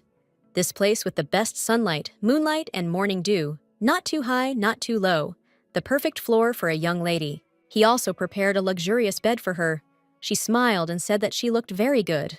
He looked at her with a smile and said that in that case, they could already get ready for bed. She looked at him intently and said that she would probably refuse such a tempting offer. The young man was shocked. He was very upset and depressed because his surprise had failed. At the same time, the Duke was taking a bath.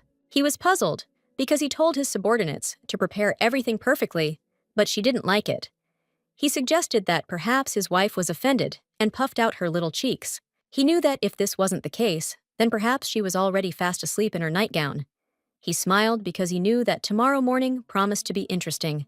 He walked slowly back to his room, knowing that by this time she should already be asleep. The Duke quietly entered his room, and after a few seconds, he froze in surprise on the spot as the young lady said with a smile that quite a lot of time had passed. She looked at him with a playful smile, even though she was wearing a rather revealing outfit. With lightning speed, he turned around and asked for forgiveness. As he assumed he had mixed up the room, Manhwa shouted at her husband to stop, as it was his room. Manhwa looked at her husband closely and said that the bridal chamber she requested should not have been separate. He sighed heavily and said that he would first go and change his clothes. She smiled and said that she agreed with him, but he should not run away, so she suggested that he just hold hands and sleep. Sometime later, he changed his clothes and returned to her.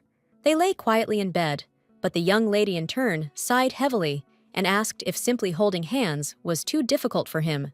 Manhwa said that they were already married now, and so she asked how about being a little closer to each other. She looked at the Duke with a smile and said that he could ask her everything that interested him. The Duke looked at her sideways and asked if he could really ask anything he wanted. She smiled and said that of course he could ask anything. He looked at her closely and asked how she had managed to defeat Gilbert that time, as he knew that such a level of skill would have been too difficult for an ordinary person. She sighed heavily and said that she had actually drunk the devil's blood. Manhwa informed her husband that she had entered into a contract and received his blood fairly and honestly under the proper conditions. He looked at her in surprise as he did not expect his wife to be associated with the ideal. She sighed heavily and said that this was not so because it was just an ordinary deal. Manhwa said that in exchange for guarding his grave, she received blood. Fanat smiled and said that she was lucky then, and she doubted that she would be able to use it next time, since her body simply might not withstand such a thing. He looked at him intently and asked if she could tell him about the devil she had made a contract with. Manhwa said that it was some very old man, and he even spoke like an ordinary person. The Duke looked at her intently and said that it was simply unbelievable. A moment later, the young lady asked with a smile if he could extend his ear to her for a second. And a few seconds later, she whispered something to him. The Duke stood frozen for a moment in surprise when he heard what she had said to him, and the young lady, in turn, only looked at him with a tender smile. He was taken aback and said that he must have heard her wrongly and asked her to repeat what she had said earlier. Manhwa asked him with a smile to tell her what his parameters were and what his ideal was. She smiled and said that, after all, this was their first wedding night, and such questions should be asked. With lightning speed, the Duke wrapped his young wife in a blanket and told her that she needed to go to bed. She was in shock and screamed that he should at least let her breathe. The next day, the young lady slowly got ready and sighed heavily. She looked at her maid in bewilderment, as she did not understand why she was shaking so much with fear. She told her maid that if she was in trouble, she could help Sarah trembling with fear, thanked her mistress, but said that this was not possible. She saw that her maid was more frightened than usual. She thought that it was probably because they were in a confined space. She realized that it was like comparing a lion in a cage and a free lion. A moment later, the young lady looked at her husband in surprise. He told the maid to hand him the comb. A few seconds later, the stern northern Duke was doing his wife's hair. She looked at him with embarrassment as she felt his sweet care. She immediately felt that since they got married, she was his, but now she was interested in how far he would agree to go if she asked. Manhwa looked closely at her husband as she saw that he always wore only black. She wondered if she should pick out some other color clothes for him. She knew he had very fair skin, and any shade would suit him. She knew that a strong brown would be very appropriate. A blue suit would match the tone of his beautiful eyes. She knew she could accentuate his hair color and dress him in a different style. Mavia asked her husband with a smile why he always wore only black. He looked at her in surprise and said that choosing colors was too tiring for him. She smiled and asked if there were any colors that didn't suit him. He said there weren't any. She smiled genuinely and laughed. And after a few seconds, she asked if he wanted to wear matching outfits with her once before leaving for the north. And she also said that they would need to meet her parents. At the same time, the young man standing in the kitchen was preparing an exquisite dish. He was full of enthusiasm as he wanted to cook something that the Grand Duchess would like. The young lady entered the room and greeted the young knight with a smile. He was taken aback as he did not expect to see her. She looked at him with a smile and asked why he cooked like that, as she knew he was a knight. He smiled and said that he had driven out someone and killed someone, and now the knights were replacing the servants. The young people were shocked that he said such a thing to the Duchess. Procyon smiled and said that the temporary butler, to whom she bowed yesterday, was the former commander of the knights. She was surprised, as she did not expect such a thing. She smiled and said that since the circumstances had turned out this way, she could now calmly entrust him with the task. He looked at her in surprise, as he had not expected such a thing. But the young Duchess asked the young man if he could fry the meat so that the smell would permeate her clothes. Some time later, Vega greeted the Duchess and said with a smile that the young gentlemen were now in a separate pavilion away from the main building. She looked at him with a smile. Mavia knew that this luxurious place was no worse than her bedroom. She wondered if he really thought that if he locked himself in such a place, he would repent. She knew that with this approach, he would never improve. A moment later, the young lady entered the room. Gilbert was taken aback, as he was not expecting anyone at all. Gilbert looked at the young lady with fury and asked what she was doing in his room. Mavia smiled and said that she was not his biological mother, but she felt that he had nevertheless crossed all the boundaries of what was permitted. He looked at her with fury. She smiled and said that they were going north for the weekend, and from that moment on, she would take good care of him as his adoptive mother. Mavia looked at the young man with a satisfied smile and said that she would deal with even his cute habit of picking at food. She had prepared a special ginger dish from Procyon for him. But a moment later, Gilbert angrily threw all the food onto the tables. She was shocked, as she did not expect this. At that very moment, the young knight burst into the room and asked the Grand Duchess if she was okay. He saw how the young gentleman threw away all the food that the Grand Duchess had brought. He was shocked and shouted at Gilbert that he had gone too far. He shouted that the Grand Duchess herself carried a heavy tray to treat him. He formerly did not understand how Gilbert could act in such a way. The Grand Duchess sighed heavily and said that she felt dizzy because the tray was very heavy. Vega looked at his mistress and said that he would immediately call a doctor. Mavia, in turn, looked with a satisfied grin at the young man's face, which was distorted with anger. She understood that apparently he had a bad premonition that she was going to give him an even worse surprise. The maid looked at her mistress intently and asked her with concern if she really wanted to do this.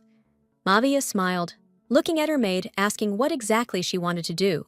Sarah looked at the lady with alarm and said that it was time to talk about the matter with young Master Gilbert, and that was all she was going to accept now. Mavia sighed heavily and told the maid that she should know that in this world, there were people who understood everything in a good way, and there were also those who obeyed, even for a short time, only after they were shown who was in charge. Mavia sighed heavily and asked her maid what category she thought Gilbert belonged to. She knew that he certainly belonged to the second category, but that was not what she was worried about. Sarah looked at her mistress with alarm and asked how she could be sure that the product did not have any side effects. The young lady, in turn, did not answer. She knew that if she took the monster's blood more than once, side effects could not be avoided. She had also thought about this for a long time, but she wanted him to understand everything properly, so she simply had no choice. She wanted him to know who the throne dared. After taking the potion, the young lady hurried to her husband's room. He looked at his wife in surprise when he saw that she had sneaked into his room through the window.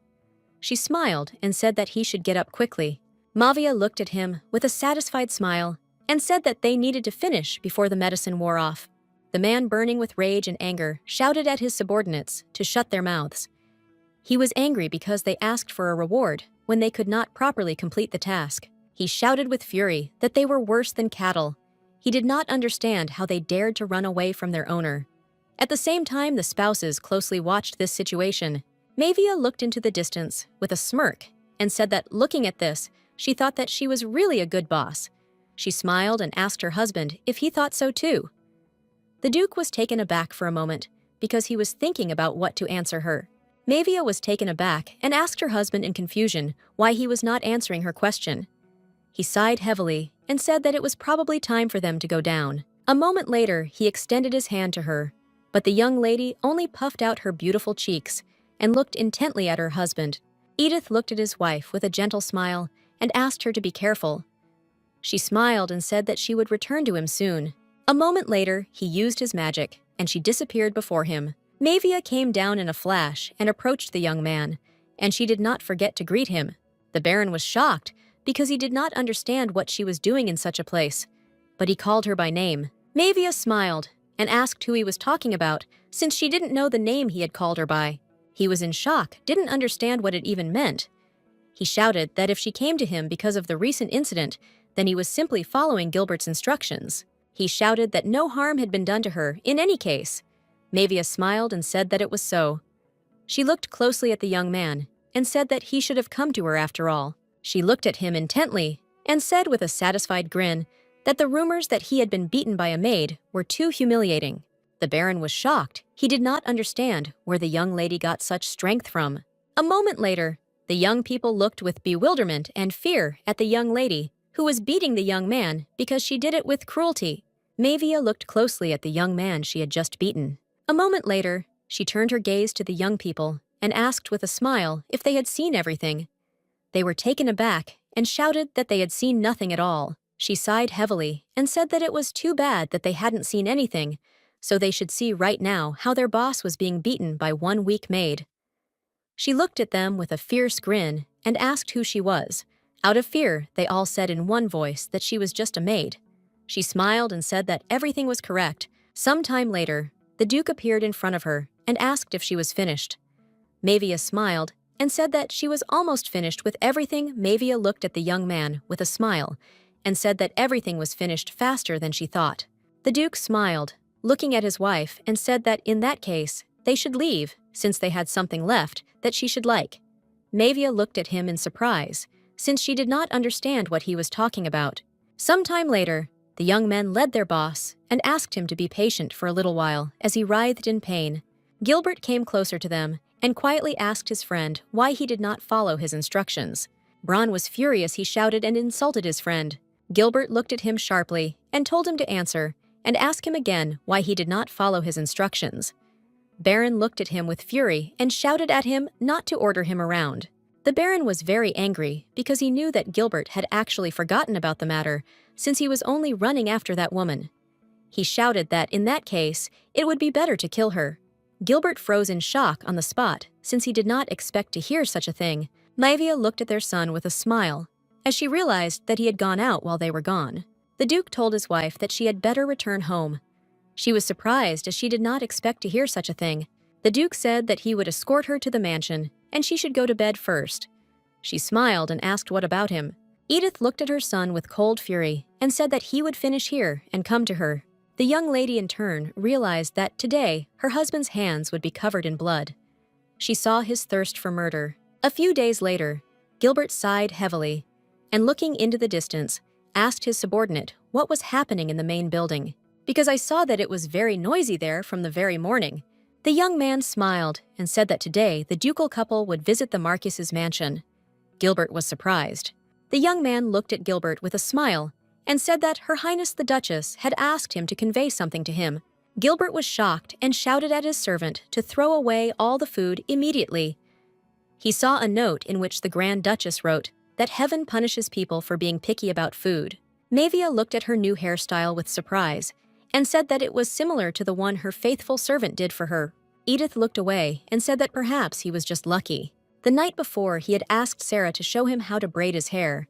She showed him all the hairstyles shakings. Mavia looked at her husband in bewilderment, but a moment later, she said it was very suspicious. Some time later, the Marquis and his wife thanked the young lady, her husband, for coming to them. The Duke greeted them and said that he was glad to officially meet them. Mavia smiled and asked her parents how they were doing. The Marquis said with a smile that everything was fine, and he was also glad that they had arrived safe and sound. Madame told the young people that they had already prepared everything so they could go straight to the table. Manhwa was glad of this news because she alone wanted the city to be here as soon as possible. But a moment later, she looked at her parents in bewilderment. Manhwa was a little worried because she didn't understand what was wrong with her parents. Sometime later, they were all sitting at the festive table, but the atmosphere was not the best. Manhwa looked closely at her parents as she knew that everything was somehow awkward. She knew that her husband had not been particularly talkative before, but she was struck by the fact that even her parents remained silent. She understood that they still felt uneasy because of the Grand Duke. Edith. He called his wife dear. A moment later, he said that one must eat everything in order to live this life for a long time. She looked in surprise at the potatoes that he put on her plate. She remembered the moment when Sarah shouted that her mistress did not like sweet potatoes, cucumbers, onions, and potatoes, and if someone ever tried to poison her, then she should avoid dishes with these ingredients. She looked at her bitch cat intently, as she knew that he was well aware that she did not eat such things. He looked at her intently and put more vegetables on her plate, but she stopped him and said that if he even tried to put such food on her plate, she would immediately file for divorce. The Marquis looked at them intently and asked if they were really going away this weekend. Manhwa looked intently at her father and said that they were. She sighed heavily as she realized that thanks to the Duke speaking up, her parents had finally brought up the topic. Madame, looking at her daughter, said that the lady from Elaine's house was looking for a meeting with her, and before leaving, it was worth talking to her. Manhwa looked closely at her mother and realized that if she was talking about something like that, it meant that Monica had come to them more than once. Madame told her daughter to try to be friendly towards her because she loved her very much. Manhwa sighed and said that for some reason, she didn't feel it at all. Manhwa knew that last time Monica, after all, had also complained to Gilbert from behind her. However then, Gilbert had made such a scandal that they didn't have time to talk normally. Manhwa wondered if history could still turn out differently. She sighed heavily and said that she would meet with her. Bowing, the Marquis told the Duke that he entrusted his daughter to him. The Marquis told his son-in-law that he would not hide it. Before they were worried, they heard various rumors about him, but now he saw that the rumors did not convey what kind of person he really was. Trembling with fear, the Marquis said that he believed that the Duke would always protect his daughter. After some time, they were silent, heading to the estate. Manhwa looked closely at her husband, because he had previously said that he had even met with the first head of the family. Manhwa clearly understood that he had lived for at least 500 years, but she was puzzled because she did not accept why he was still not married. Because she understood that even if you look at it objectively, her husband was simply a treasure. Manhwa's wife asked if this was really his true character. He looked at her in bewilderment and asked what she was talking about. She said that he was considerate and kind, and that he had been like that from the very beginning. Edith looked intently at his wife and said that she was the only one who thought so highly of him. The lady looked away from him, embarrassed, and said that the others didn't know him well. Manhwa understood that even just looking at her hair could tell a lot. She knew that even the Sari had a hard time taking care of her hair at first, but he had achieved this result in just a few attempts. He looked at her with a smile and asked what she especially liked. He wanted to know this for the future. She smiled and said that she liked to see him so bright. Manhwa looked closely at her husband and said that she understood that one cannot always remain bright. Manhwa gave him a radiant smile and said that sometimes he should smile with all his heart, and she in turn would try to be there to bring him joy. The next day, their carriage set off north, and the journey was not an easy one. The Duke looked closely at his wife and asked her to open her mouth wider. Manhwa looked at her husband in surprise, as she did not understand what he was doing at all. She smiled and asked if they weren't playing doctor. Edith said that they don't know what side effects might come from the blood of the magical beast that she drank. She looked away from him with embarrassment and said that he didn't need to worry since Sarah had checked everything thoroughly last night. She sighed heavily and asked her to sit next to her. Manhwa looked closely at her husband and asked with a smile if he was going to use teleportation. He smiled and said that he would like to show her something. Sometime later, Manhwa froze for a moment as she was struck by the beauty. She couldn't take her eyes off this beauty and simply admired it. The Duke looked at his wife and said with a smile that when he was traveling to the capital, they passed this way and he remembered this view. He knew that in the northern lands, such beauty cannot be found very often, so he wanted her to see it too. She knew that he always remained inscrutable. The only facial expression he sometimes allowed himself was contempt or displeasure. Everyone saw only negative emotions. She knew that he was not hungry from the beginning. He just lost his smile because of someone. She was furious, wondering who did this to the other duke. When the heroine of the novel Manhwa arrived in the north alone after her wedding with Gilbert, a huge fire was raging in the north. The reason was that the main character of the novel, Rayhan, ran away from home and accidentally removed the seal from a powerful monster, after which the young man completely changed due to feelings of guilt. Sometime later, they finally reached the north. Looking out the window, the young lady saw people who were happy and talking to each other. She saw children having fun. Looking at everyone, she felt relieved, because judging by the fact that the village was in order, they managed to get there on time. A moment later, Manhwa turned her gaze to her husband and called out to him. She called him again, as she saw that he did not answer her. Manhwa looked at her husband in confusion, as he simply stared out the window in silence. Manhwa looked at Edith in surprise and asked what he was so lost in thought that he didn't answer. He sighed heavily and said that he was overcome by doubts about whether it was right to bring his wife to such a place. She sighed heavily and looked back, but did not answer him. A moment later, she said with a smile that she had never seen such a terrible building. She clearly saw the residence of the Grand Duke in front of her. Manhwa sighed heavily and asked with a smile if an indirect monster had really appeared and doused the castle with water. The Duke smiled as he looked at the castle, but did not answer her. But after a few seconds, he said that he could not promise that it would be better inside, so he did not know how to console her. Sometime later, they were walking to the castle. She was glad that they returned before the north burned, but she was still puzzled because no one had told her that it would be so cold in the north. The Duke, supporting his wife, said that in a little while they would get inside, and there she would be able to warm up.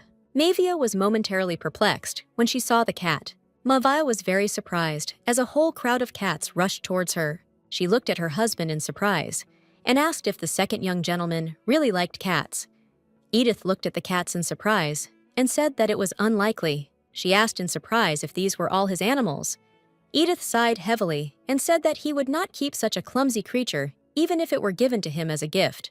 A moment later, they saw the young gentleman. Rayhan looked at the Grand Duchess with a joyful smile and introduced himself, saying that he was looking forward to the day when he could meet her. Rayhan looked away and said that he had many shortcomings, but he would try hard, so he hoped that she would be lenient towards him. Manhwa froze in surprise and wondered if he really had such a character. After all, she remembered from the novel she had read that he was a restless, energetic child. Manhwa looked at the boy with a smile and wondered if he was just pretending, as she knew it was very sweet of him. A moment later, she came closer to him and said with a smile that she was pleased to meet him. Manhwa smiled and said that she was also counting on his support. But at that very moment, Gilbert entered the room and sent his brother. Rayhan looked at his brother with a joyful smile as he called his name, but Gilbert looked at his brother intently and said that the Grand Duchess was an enemy of their family. Rayhan looked at his brother in bewilderment as he did not understand what he was talking about. Gilbert looked back coldly and said that he should never trust her. The Grand Duchess was shocked, as she did not expect such a setup from the young man. The Duke looked at his son with anger and said that he had no tact at all and asked him if he still lacked education. A moment later, Gilbert shouted that he had a sudden stomachache and needed to leave, but the lady looked after him in surprise, not understanding where he got the courage to behave like that in front of Edis. Rayhan, trembling with fear, looked closely at the Grand Duchess and asked if what her elder brother had just said was really true. She looked at the young master intently and said with a smile that he didn't need to worry, because if she really were an enemy, then she wouldn't have brought a neatly folded Gilbert. The boy was very frightened by her words, and taken aback, he hid behind his father's back. Edith looked closely at his wife and asked if she was really one of those people that children were afraid of. Manhwa didn't understand what to do when her children avoided her even in her life in question. Her original goal was to spend the money accumulated from investments and throw wild parties on Gilbert's corpse, or help Rayhan grow up without injuries. Manhwa was puzzled because she knew that if things went this way, she would never be able to make friends with the children. Manhwa looked at her maid with a joyful smile and asked if she had forgotten about the gift, because she wanted to give the young master a gift during dinner. Sarah was taken aback and looked at the lady in surprise, and also asked if she was sure that it was possible to give this gift in such a form. Maevia was surprised and did not understand why her maid said such a thing, since she knew that everyone liked such a gift. Sarah, looking away from her mistress, said that it was so. She knew that the gift was not the main thing, but the main thing was the intention. After a while, Rayhan met his father in the dining room and asked with a smile if he would really eat with them. The Duke looked at the boy intently and said that today it would be so. A moment later, the Duke told his butler not to add onions to one of the soups. Rayhan looked at the Duke in surprise and asked if he had really fallen out of love with onions. The Duke smiled tenderly and said that this was not so, and he also asked the boy if everything was all right with him. Rayhan said with a smile that of course he was fine, and his nanny had a slight cold, but she quickly recovered since he himself brought her medicine, and the nanny was very happy. He joyfully said that he had grown up and his blanket had become too small. Rayhan looked at the Duke and asked if his older brother would join the dinner. The Duke sighed heavily and said that the young man knew the value of his life, so he would not come. Rayhan looked at his father in bewilderment, but said nothing. Edith looked at the boy intently and said that the Grand Duchess was not one to forgive. Easily, Rayhan was shocked. He did not understand what his words meant. He wondered if the Duke had just said that the Grand Duchess was stronger than his brother, the fencing genius. He was shocked because he didn't know how to react to such words. But a moment later, the Grand Duchess entered the room and with a smile asked if she was too late. She smiled and said that, as an apology, she had prepared a gift. A few hours before Maevia ruined everything, a little boy wondered with warm hope what the Grand Duchess was really like, because he wanted to get to know her as soon as possible, because he hoped that she would like him.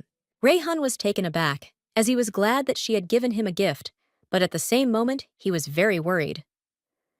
The Duchess looked at the boy tenderly and said that he could open it right now. He was very scared because he knew that it was still a gift from the Grand Duchess.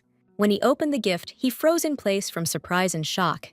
He did not understand what it was in front of him because everything looked very ominous. With tears in his eyes, he wondered if the Grand Duchess had taken a dislike to him. He was taken aback because he did not know where he had made a mistake. He realized that it would have been better if he had been given the opportunity to at least ask for forgiveness. The Duke looked at the boy in surprise and asked what had happened. He wanted to know if there was something wrong with the gift. The boy said that he had been given a precious stone, and the Duke asked in surprise if he had really received a diamond as a gift. The Duchess smiled and said that it was not just any diamond, but a black diamond weighing a whopping 45 carats. Looking at his wife, the Duke asked how long it had been since she had last spoken with the children. Maevia was taken aback and said that some time had passed. She smiled and said that they should trust her taste because this black diamond was valuable in itself like a jewel, and it would definitely be useful to them in the future. She looked closely at the young man and asked if he felt her sincerity, since she even wrote the letter by hand. She smiled and said that she just wanted him to know that she wanted to get closer to him. The young man was taken aback and thanked her, and also said that he would take care of it. She smiled and said that she was very glad that he liked the gift. He in turn really hoped that he would not bring a curse if he touched it. The Duke sighed heavily and said that they might as well eat first, before the food got cold. Rayhan glanced sideways at his gift, as he didn't know where she had found such an ominous thing. He was taken aback and wondered if what he had heard before was really true. Some time ago, he ran in a hurry after his brother and called him Gilbert, looked at his brother with cold fury, and asked what he wanted. Rayhan looked at his brother with concern and asked what he meant when he said that the Duchess was their enemy. Gilbert angrily asked his brother if he really doubted his words. The boy was in shock. A moment later, Procyon approached them and, looking at Gilbert, said that he should not introduce unnecessary doubts into the head of the younger gentleman. Procyon smiled and told the young gentleman that all the talk about the Duchess being an enemy of the family was nonsense. Even though her ladyship was not particularly kind and not particularly affectionate, she was still good. He smiled a radiant smile and said that she was very beautiful, and even the proudest aristocrats of the capital unanimously recognized her as the most outstanding beauty. And besides her beautiful appearance, she had enormous wealth earned through unofficial channels. The young gentleman looked at the knight in surprise and asked what unofficial channels he was talking about, and the knight was taken aback and realized that he had made a mistake. He said with a smile that it was just a rumor, so he said with a beaming smile that the Duchess was special. He looked closely at the Duchess because he understood that she could destroy his brother at any moment, which is why sinister things came so easily to her. She smiled at him tenderly, and he flinched in surprise. A moment later, Rayhan sighed heavily and asked if he could leave early as he had a sharp pain in his stomach. The Duchess stood up in a hurry and told the boy that she had noticed that he was not feeling well, so she wanted to see him off. Looking at the butler, she asked him to bring something for the young master's stomach to the bedroom, and she also asked him to ask the nanny if he had any chronic illnesses. Rayhan looked at his father with tears in his eyes and called him. The Duke said that his wife does everything with the purest intentions. Manhwa looked at the young master with a smile and said that it was time for them to go. She also said with a smile that she would take care of him and that he did not need to worry. He was a jockey and wondered if she really treated him like this with pure intentions. Looking at the Duchess, he did not understand where exactly her pure intentions were, as she looked at him ominously. Sometime later, they came to his bedroom. Manhwa smiled and asked if she could leave the gift in the room. He said that she could leave it. A moment later, she greeted them. The young master was surprised and did not understand why the cat was in his room. He hurriedly told her to go straight to her room. Manhwa looked at the cat with a smile and said that the young master needed to rest, so she should go to her place while she stroked her affectionately. The boy was surprised because he knew that the cat could usually scratch the one who touched her. He was shocked as he saw that the cat calmly pressed herself against the Grand Duchess and even purred, hugging her. He was shocked by such a sight. Manhwa sighed heavily, looking at the cat, and said that it was time for her to go to her room. Manhwa, looking at the young man, asked if they left the cat in the hallway, would she return to her room on her own? He smiled and said that the maid who took care of the cats would take her back. She looked at the boy in surprise and asked if the maid had really come up with the names for the cats. He said that the Count had given them the names. She was surprised that the cats had exquisite names and each had its own room. Rayhan looked intently at the Duchess and said that she was tired, so she could quickly return to her room, and he would just lie quietly in bed. When the nanny brought the medicine, he would take it. She smiled and said that in that case, she would stay with him until he went to bed. He sighed heavily and said that she shouldn't do something like that, but she only looked at him affectionately and called out. She looked closely at the little boy and said that she really didn't know much about children, as she had had little opportunity to get close to them. Manhwa said with a smile that maybe she wouldn't be of much use, but at least she would stay by his side until the nanny arrived. Manhwa looked at the little boy with a gentle smile and asked if it would really bother him that much. He was taken aback, as he was blinded by her smile, and said that it would not bother him at all. He sighed heavily and said hastily that he felt like he was bothering her too much. She smiled and said that everything was fine and that he could go to bed soon. A moment later, he looked at the Grand Duchess with embarrassment and called her. He smiled and asked if he could ask her something. Manhwa said tenderly that of course he could ask anything. Rayhan looked at the Grand Duchess with a smile and asked how she met his father, because he knew that his father very rarely left the house. She smiled and said that they first met in the imperial palace. He came to punish the man who was going to harm her. She knew that if she was telling the child about their meeting, she had to tell everything in general terms. Manhwa looked at the boy with a smile and asked if he had any more questions. He looked at her closely and asked sheepishly if his father would come tomorrow too. She smiled and said that she would organize a meeting, but for this he needed to get better. He smiled and asked if this was really true, and at that very moment he shouted that he already felt great. She sighed heavily and said that she was very sorry, because she would have liked to read him a story, but he shouted that she would do it next time. She smiled and said goodbye to him. He sighed heavily as he was glad that she had finally left. Teresa looked closely at the young gentleman and said that she heard that he was not feeling well, so she brought him some medicine. He smiled and said that he was already fine since his problem was solved.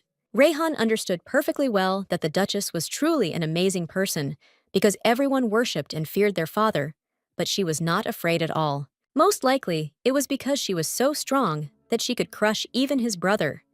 He knew that she also controlled the shadow world of the capital. This scared him, even though the gift she gave him also looked quite ominous, but the care she showed seemed genuine to him. He felt something warm tickling in his chest, and it was the first time he had such a feeling. He was still scared, but he supposed that he shouldn't have avoided her. The Duchess walked slowly back to the dining room, noting that the outside of the castle did not look very well maintained, but the inside of the castle was in better condition than she had expected, although she knew that some touch-ups would still be useful. A moment later, she stopped near a small statue of a cat and sighed heavily as she realized that cats were loved in the castle more than people. A moment later, she walked leisurely into the Duke's room, and she looked around carefully because she noticed that there were no decorations in the room, namely, no cat statues. It was gloomy, but overall, quite decent. A moment later, she noticed the Duke on the sofa. He looked at her with a smile and asked if the examination was finished. She smiled and said that for now, she was finished with the examination. He asked with a smile if he had passed the exam. She smiled and said that he had more or less passed. Manhwa sat down next to her husband with lightning speed and said that this was their first meeting after a week of separation. She asked if he missed her. The Duke looked at her sideways but did not answer. She sighed heavily because she had made a joke and received silence in response, and because of this, she felt awkward. She wondered if they really had problems. Manhwa said with a smile that he had previously said that due to the peculiarities of their bodies, they would not be able to have children. She looked at him intently and asked if it was not entirely impossible. He looked at her in bewilderment and said that it was. Edith looked at his wife intently and asked if she knew that she was speaking ambiguously. She looked at him in bewilderment. She asked in surprise if there was something wrong with her gaze. Edith sighed heavily and said that he would never have thought that he would say something like that in his life. But still, he asked her to look into his eyes. She was taken aback and said with embarrassment that she herself did not know why she did this, since unfortunately, she did not hide her curiosity well, but still she had no evil intentions. She sighed heavily and said that she was too tired today and therefore went to bed. The Duke said that he needed to finish something. She smiled and said, as she left, that he should not overwork himself, since such a beautiful face should remain in order. He, embarrassed, looked away from her and agreed. Manhwa thought that she was really very tired, and she had the feeling that she would instantly fall asleep. Looking at her husband, she knew that he looked like a real villain, but he was incredibly beautiful, like the Lord of Darkness. She knew that if a hero were to pass by and think that he was the Lord of Darkness, plotting something sinister, and would try to destroy him, no one would be able to object. However, she knew that he would not allow himself to be defeated. She sighed heavily because she knew that he was really very handsome, but she also knew that he was lazy, and that was his only flaw. But she couldn't do anything about it, because she knew that she would have to take care of him. In the morning, when the Grand Duchess woke up, she saw very sad snow outside the window, but she knew that, for the north, this was a mere trifle. She learned that the Count had expressed a desire to meet with her. And having learned of this, the Duke also went to her office. She smiled and asked if he was being too active, since he had even met with her. The Duke said that if his wife deigned to take care of him, he should at least be worthy of her efforts, even if he was lazy. But one cannot just accept her care without giving anything in return. A moment later, they were informed that the Count had arrived. Manhwa knew that she would finally meet the man who had turned the Grand Duchy into a complete cat's nest. She was very interested in what he looked like. A moment later, an Agraf entered their office and greeted them. He said with a smile that his name was Taliman Elliot, and that he was responsible for managing the lands. Smiling, he said that he was a loyal servant of the Duke's house, and therefore was ready to give his life for this family, so he asked them to use him as they wished. She was shocked because he didn't look like she imagined him at all, instead of an ordinary cat. She saw a lion or a tiger. She saw tanned, shiny skin, as if he wasn't working on the estate, but was relaxing at a resort. She understood that she should leave the cats aside and wondered how he managed the treasury at all. The Duchess greeted the Count with a smile and asked how things were going under his management. She asked if there were any who, taking advantage of the master's absence, were quietly enriching themselves or relaxing at the government's expense. He smiled and said that everything was going more or less smoothly. He said that there were those who were moderately greedy, but those who crossed the line he simply eliminated without hesitation. She was shocked, wondering if he really eliminated them without hesitation. She was worried that he could accidentally pocket money along with them. The Duke looked at the man closely and asked his wife if he didn't look like the kind of man who was willing to kill even his own parents. He told his wife that he had dealt with such matters himself, so she didn't need to worry. Taliman Elliot smiled and asked in this regard whether it would be possible in future to submit reports on management matters directly to the Duchess's desk, since the Duke had not even glanced at his detailed reports, which he had compiled with all his heart. Tollyman Elliot said with a smile that the Duchess was after all the heroine who had saved the North, and therefore, after the traditional ceremony was completed, he wanted to give an official report. She smiled and said that she too would hope for his assistance in the future. The Duchess looked at the man intently and said that he could now leave, and she also asked that all the cats be taken from the castle. He was shocked and asked if she was really talking about fairies now. He shouted that they were like a part of his soul, and if she drove them away, she would drive him away too. The Duke looked at the man closely, and without flinching, said that he had served well, and his salary would be paid next month. The Duchess asked why they kept cats in the Duke's castle at all. He sighed heavily and said that they told him that they were comfortable in the castle. She asked him in surprise if he had really spoken to them personally. The Count had said that they brought good luck to the castle. She could not resist and asked if it would not fall like ice without this. He was taken aback and said that she had misunderstood everything. Tollyman Elliot, with tears in his eyes, looked at the Duke and asked him for mercy. He said that if they left the fairies, he would do anything. She smiled and asked if it was true. The Duchess sighed heavily and said that first he should clean up all the cat trinkets scattered around the castle. She said that she thought he didn't need to explain anything because he already understood what was being discussed. He sighed heavily and said that he understood everything. The Duke looked closely at the man and said that, judging by his expression, he was still not himself, so he could not just let him go, and perhaps he wanted to take one of his limbs for himself. The Count was taken aback and shouted that he was fine. The Duchess told the Count to look into what she had told him, and then he would report everything to her. She asked how long she would have to wait. Bowing, he shouted that he would take care of the matter that very minute.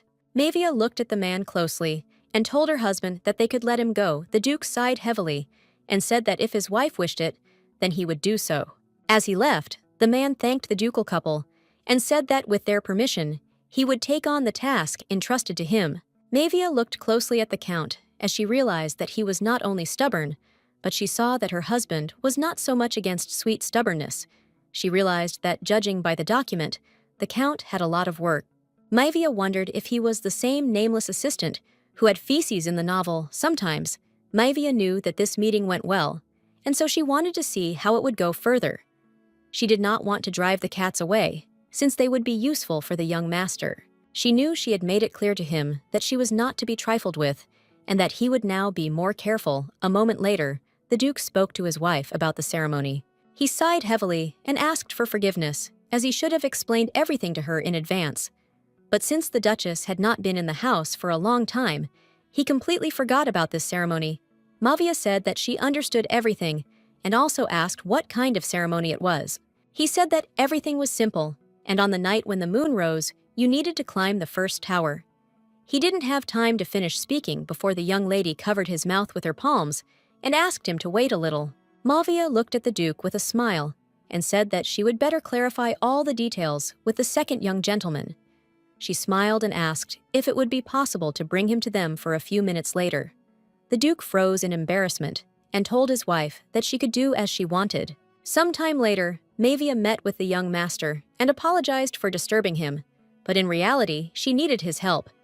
She smiled and asked if he could help her. He was surprised as he did not expect such a thing.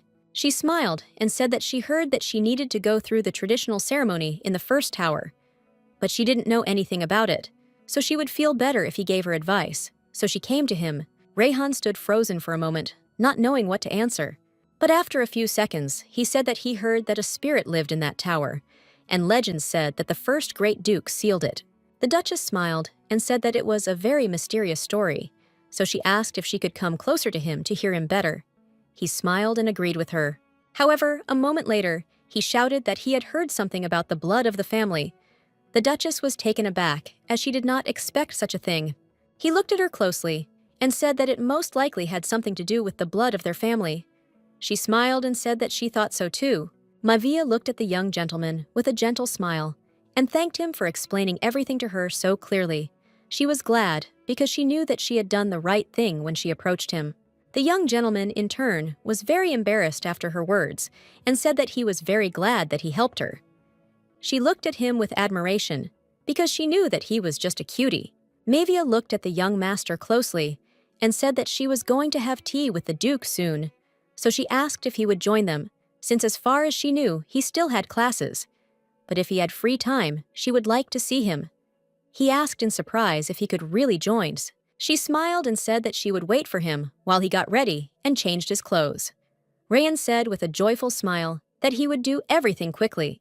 Mayavia looked closely at the boy, and since she saw that he was a very sincere, bright child, but she knew that he, unfortunately, would change dramatically in a month.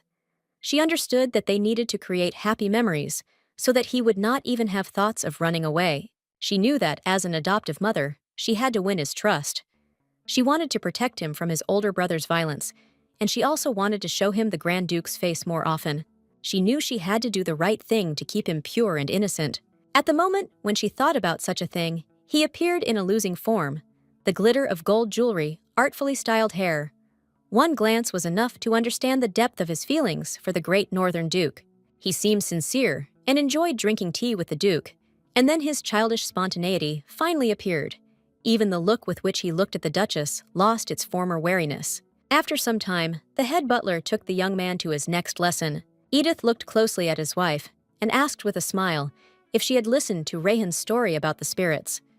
She smiled and said that she had listened carefully to everything. She also said that the spirits sealed by the first Duke were unwittingly serving the house, bringing blessings, and the reason why only the Duchess was participating in the ceremony was a little unclear.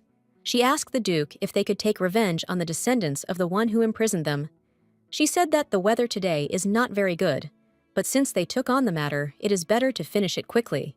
Mavia looked at her husband with a smile and asked if she offered to go with him, would he accompany her?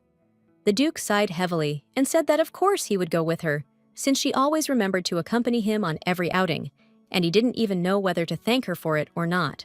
Mavia looked at her husband and asked if he would join her if she later offered to inspect the property.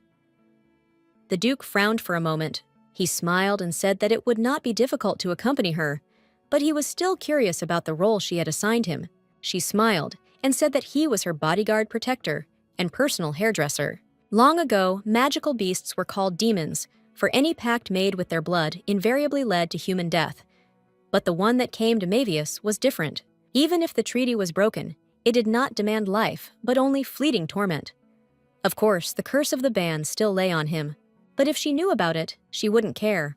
Edith sighed heavily and told his wife that she had better return to her chambers, as he still had his own business to sort out. She sighed heavily and asked if her presence bothered him. He wondered if this was some kind of mad audacity, a consequence of the blood of a magical beast. She said that in a foreign land, he was the only son she could talk to and rely on. But still, he asked her to leave. He was shocked, wondering if she was so sure that he would not harm her. A moment later, she showed him an unusual flower and said with a smile that it was blue and white, just like her husband. He sighed heavily and said that he did not know the name of the flower, and in general, he did not understand what the flower had to do with it. He was surprised and at the same time about the task, since he did not understand why she chose him. He knew that she had even refused the crown prince since he had broken off his engagement for her. Edith wondered what was hidden behind the beautiful appearance. He looked at her intently because he understood that, until he understood the reason, he would go to the end. He hoped that he would not meet him on this path. Sometime later, they finally left the warm castle for the cold street. Mavia, shivering from the cold, said that it seemed that she had not chosen the best day, so she suggested that they postpone their journeys and go when it gets warmer in 100 years. The Duke smiled and said that they only had a few minutes' walk to the tower, and also said that she still needed to explore the estate, so he asked if she was giving up too soon. She asked if he could use teleportation. He sighed heavily and said that if she didn't mind, he would go first. She was shocked and screamed that this was not the case at all, and asked her if he would leave her alone. Mavia was puzzled because she knew that it was very warm in the castle. She looked tenderly out the window and enjoyed the snow, but now that she was outside, she wanted to quickly return to my warm castle. She didn't want to experience the splendor of the temperature spells in this way. She sighed heavily, as she knew it was very good that the tower was close, but she was shocked when she saw that her husband had abandoned her again. Some time later, she entered the tower and shouted with displeasure that he was simply a traitor. She sighed heavily and said that you should have written frostbite in the marriage contract, not burns. She screamed at her husband, who almost turned into an icicle. The Duke sighed heavily and looked tenderly at his wife. A moment later, he handed her a small, beautiful stone. Manhwa looked at him in surprise and asked what he had given her. He smiled and said that it was not under the contract, of course, but that she should consider it compensation for the treatment. Manhwa said with a satisfied smile that she did not understand what it was, but still she felt warm, and her body was literally melting. She was shocked because even by such a small fire, she felt very energetic. He smiled and said that it was all the influence of local spirits. Manhwa looked closely at her husband and asked if they were saying that there were spirits here. Manhwa asked her husband if she could make a personal wish if they found the statue where the spirit was sealed. He smiled and asked if anyone could forbid her from doing something like this. He said that it was just an ancient superstition. She was in shock. She didn't know how to make a wish because she didn't know where the spirit was sealed. She saw that there were many statues around. The Duke looked closely at his wife and asked if the young master hadn't told her that there was only one spirit imprisoned in the tower. She was shocked and didn't understand what that even meant. He smiled and said that she could check for herself whether it was true or not. She was furious because his grin screamed without words that he was right. Manhwa wondered if this didn't disrupt the spirit's life form. Now she understood why the previous heads of the family didn't even approach the tower, because it was all because of what their predecessors had done, and now they cowardly sent only duchesses. Manhwa told her husband that they couldn't return earlier because she wanted to quickly make a wish, and then they would go. She knew perfectly well that she needed to think positively, although now she understood that she would not have to whisper dreams and empty statues. She wanted to choose anyone and make a wish and then return later. A moment later, she looked at the ground in bewilderment as she saw a statue. Manhwa asked, was it really thrown to the ground on purpose to break it? She saw that just a little more, and the statue would have crumbled into pieces. But looking at the statue, it seemed to her that its eyes were alive. Manhwa? I sighed heavily and asked her husband what would happen to the spirit if the statue were completely destroyed. The Duke said that most likely it would disappear. She looked closely at the small statue and said that in such a case she would choose it. He looked at her in surprise and asked if she was confident in her choice. She sighed heavily and said that she was sure since this statue almost fell apart. She sighed heavily because she knew that if they put the statue upright, it would fall apart completely. Therefore, she wanted to make a wish on the spot. He looked at her in bewilderment and asked why she tied a ribbon to the statue. She smiled and said that it was a gesture of goodwill since she did not bring money. Manhwa said with a smile that gifts were usually chosen based on the tastes of the one to whom the gift was given. But still now she saw that her cute bow looked very beautiful and hoped that the spirit would like her gift. She said with a smile that she would now make a wish and passed the small flame to her husband. Manhwa. She smiled and said, Lord Soul, that you sealed him in such a backwater, and this is already a humiliation. And at the same time, he still distributed a blessing, and this was very difficult. Listening to her, the Duke looked at his wife with a smile and asked if she was making a wish or lecturing. Manhwa looked at him with bewilderment and asked what he was talking about since she was simply teaching the obvious. She smiled and said that her wish was simple because she wanted to become a little richer. She wanted all the gold and diamonds of the empire to be hers, and she also wanted power and glory to the ends of the continent and a new religion where she would be glorified as a saint. She said that if he fulfilled her wish, then she would take care of his well-being, and even the statue would be repaired. She smiled and said that even if something irreversible happened during the renovation, he shouldn't worry as she would keep him in her heart forever. She said that he would just be doing his job, but he would become special to her. With tears in her eyes, she asked about the deal. The Duke sighed heavily, and with an innocent smile, said that her words were simply amazing, since it was a desire on her part, and at the same time manipulation. She looked at her husband with a playful smile, and said that if she was going to take a risk, she should take a big one. After all, she knew that it was just superstition and nothing would work out for her. He smiled and asked if she didn't care about world peace. The Duchess said that it wasn't for horses. He smiled and said that they could narrow it to the north. Maevia said, with a satisfied smile, that she trusted her husband, the Master of the North. He looked at her closely and asked, what about the prosperity of her house, since he had heard that the House of Morgan had declared her heir. Maevia sighed heavily and said that the side branches were also sharpening their knives. The same ones who told her to simply sign the marriage contract, saying that the head of the clan should be a man. She was furious, for she knew that now that she was in the north, they were openly demanding that a new heir be chosen, but her parents were merely amused. She looked at her husband intently and said that she had not at all thought that the conversation would go in such a boring direction, and therefore she invited him to return. The Duke looked at her intently, but did not answer. She looked at him with bewilderment as she saw that he was worried about something. So she smiled and asked if he wanted to look around the tower some more. Maevia told her husband that she thought he was rushing to the type faster. He sighed heavily and said that there was no need for that. Maevia, with a smile, hurried him because she wanted to drink cocoa. He smiled and agreed. Maevia looked closely at her husband as she realized that whenever they spoke about spirits, his face became more serious than usual. She wondered if he had actually fought a spirit several hundred years ago. Maevia, looking at her husband, she clearly understood that no matter what expression he had on his face, he still looked impressive. Edith looked at his wife and said that she had stopped, so he asked if she wanted to stop for a little while longer. She was taken aback and said that it wasn't so, because she just thought she heard something. He told her not to pay attention, because it was probably just some nonsense. But at the same time, the dragon spirit cursed all people, as he intended to regain his powers and deal with them. Maevia looked at the young gentleman with a joyful smile and said that last time he helped her a lot. And thanks to him, everything went simply and wonderfully. He looked away from her, embarrassed, and said that he was very glad that he had been able to help her. She smiled and said that since she had received an explanation from him, everything went smoothly. So she asked if next time she had a question, could she come to him to get an answer. He smiled and said that, of course, he would tell her everything if he knew. A moment later, the butler informed the young master that his lesson would soon begin. Maevia looked at the young gentleman, smiled, and said that she would accompany him.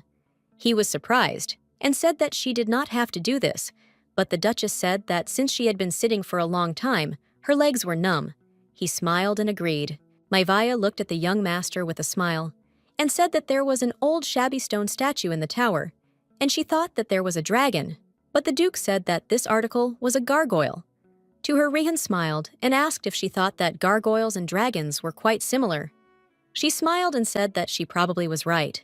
Maevia said that she tied a ribbon on the statue's tail. He smiled and said that he could imagine that the spirit would definitely like her sweet gift. In turn, the young man wondered if she had really thought back then that she would like the gift she had given him earlier. The Duchess smiled and said that she had not noticed how time had flown at all, since most likely it was because they had been talking all the way. He smiled and said that he too had enjoyed talking to her. Maevia looked closely at the young man and asked if he would continue to come to her just to chat. He smiled and said that he would definitely come to her. She asked with a smile if he would help her, if she needed advice. Rehan gave the Duchess his radiant smile and said that he would certainly help her. The Duchess looked closely at the young man and said that if he also had any worries, he should tell her about them, because she also wanted to be useful to him, and she also said with a smile that he should definitely tell her if he suddenly wanted to run away from home. He froze in place in surprise. She smiled and said that if he ever wanted to run away from home, or if he had a similar desire, he should definitely tell her. The young man was taken aback, but still agreed with her. The Duchess looked at the boy closely and said that she had taken up too much of his time and therefore wished him success in his studies. Tollyman Elliot looked at the young gentleman with a smile and said that it seemed to happen that he was late. The young gentleman, in turn, asked for forgiveness. The Count smiled and said that everything was fine and they could just finish their classes later. Tollyman Elliot looked at the young gentleman with alarm and asked if something had happened, as his face was gloomy. Rehan was puzzled, as he assumed that the Duchess wanted him to run away from home, and so she said that she would help him if he had such a desire. He looked closely at his teacher and asked how much money it took to spend a day away from home. The Count smiled and asked the young man if he was interested in traveling. He said that it usually cost him about 10 copper coins. The Count smiled and said that he knew a great place where you could get a beautiful bronze tan. Rayhan sighed, looking at his pocket money. He understood that he would do everything possible to make it work. Sometime later, the Duchess returned to her husband with a joyful smile. He looked at her in surprise and asked if something good had happened. She said with a smile that she had become friends with the young master. The Grand Duchess knew that this was a huge success because when he wanted to escape, he would come to her. Edith sighed heavily and said that he did not understand it. She looked at him in bewilderment as she did not understand what he was talking about. He sighed heavily and, looking at his wife, asked why she was trying so hard to improve her relationship with this young gentleman. She sighed heavily and said that he had already written off Gilbert, but she still didn't want to quarrel with the younger gentleman as well. He looked at her with bewilderment and said that they were brothers, and even if she was kind to him, he could still betray her, since a young man could not hate his older brother no matter what he did. Edith sighed heavily and said that Rayhan was not an ordinary boy at all. Mavia understood perfectly well that even if she hadn't finished reading the original, it was clear to her that the boy wouldn't be able to let his older brother go just like that. So she just didn't want the boy to get hurt. Mavia looked at her husband closely and said that she would definitely remember his advice, but she knew that the young master was dear and the young boy. She looked at her husband closely and said that he was also his family. The Duke looked at his wife and began to talk about the boy. But a moment later, his face changed and he didn't say anything to her. She sighed heavily because she understood that he was full of secrets. She smiled and asked her husband if he was afraid that she might get hurt. He sighed heavily and said with a smile that he had already told her earlier that she thought too highly of him. She smiled and said that her husband was just a wonderful man, and even if he betrayed her, she was sure that he would be able to comfort her. She smiled looking at her husband and said that he would stroke her head and let her rest her head on his lap. He froze for a moment in surprise. She smiled and said that it seemed she had said too much, and she should not interfere in such things. But still, she said that it didn't matter, and he should continue to take care of her. Mavia asked with a smile, if that wasn't too presumptuous of her. He sighed heavily and said with a smile that she had won, and he would take care of her. She smiled and thanked him for giving in to her. It had already been a week since she started spending the night with her husband in the same room. Several times she hugged him in her sleep. For this, she was transferred back to her own room. She was in shock since she was a wife who was kicked out just because she hugged her husband in her sleep. Sarah, with tears in her eyes and surprise, asked the lady if she was okay. Mavia only smiled and said that they had a very good relationship. After such an eviction, she slept a little and began a full new day. In the morning, she had breakfast with a young man, and several times during the day, she accidentally ran into him in the corridor, and in the evening, she wished him good night. Every day, she tried to get closer to the young gentleman, but for some reason, it seemed to her that he had recently started avoiding her. She wondered if it was just her imagination, or if it was all real. Sometime later, she became an unwitting witness to a conversation between young people. The knight looked closely at the young gentleman and asked if something had happened, as he looked very depressed. He sighed heavily and asked if Mr. Gilbert had offended him again. Rayhan was taken aback and said that it was not so. Rayhan looked closely at the knight and asked if he was close to the Duchess. She was surprised, as she did not expect the conversation to suddenly turn to her. Rayhan sighed heavily and said that the Duchess was very kind to him and very gentle. The young gentleman did not finish speaking when suddenly the butler came silently and said that he had classes and it was time for him to go. Rayhan asked for forgiveness and said that he was going right now. The young lady was furious, and she did not understand why the butler came at such a crucial moment.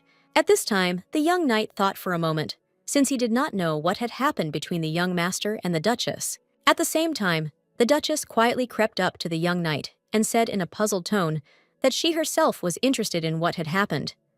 Procyon cried out because he did not expect to see the Duchess at all. She looked closely at the bunk and the king and asked if he could give her a little of his time. Mavia looked closely at the knight and said that the young master seemed to feel very at ease with him. She asked, puzzled, what the secret was.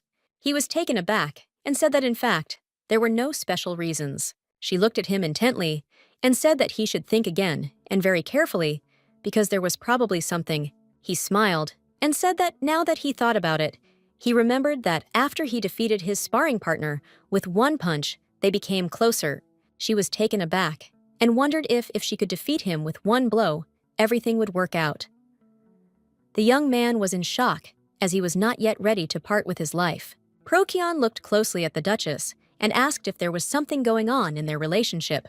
She sighed heavily and said that she thought the young master was favorably disposed towards her, but apparently this was not so.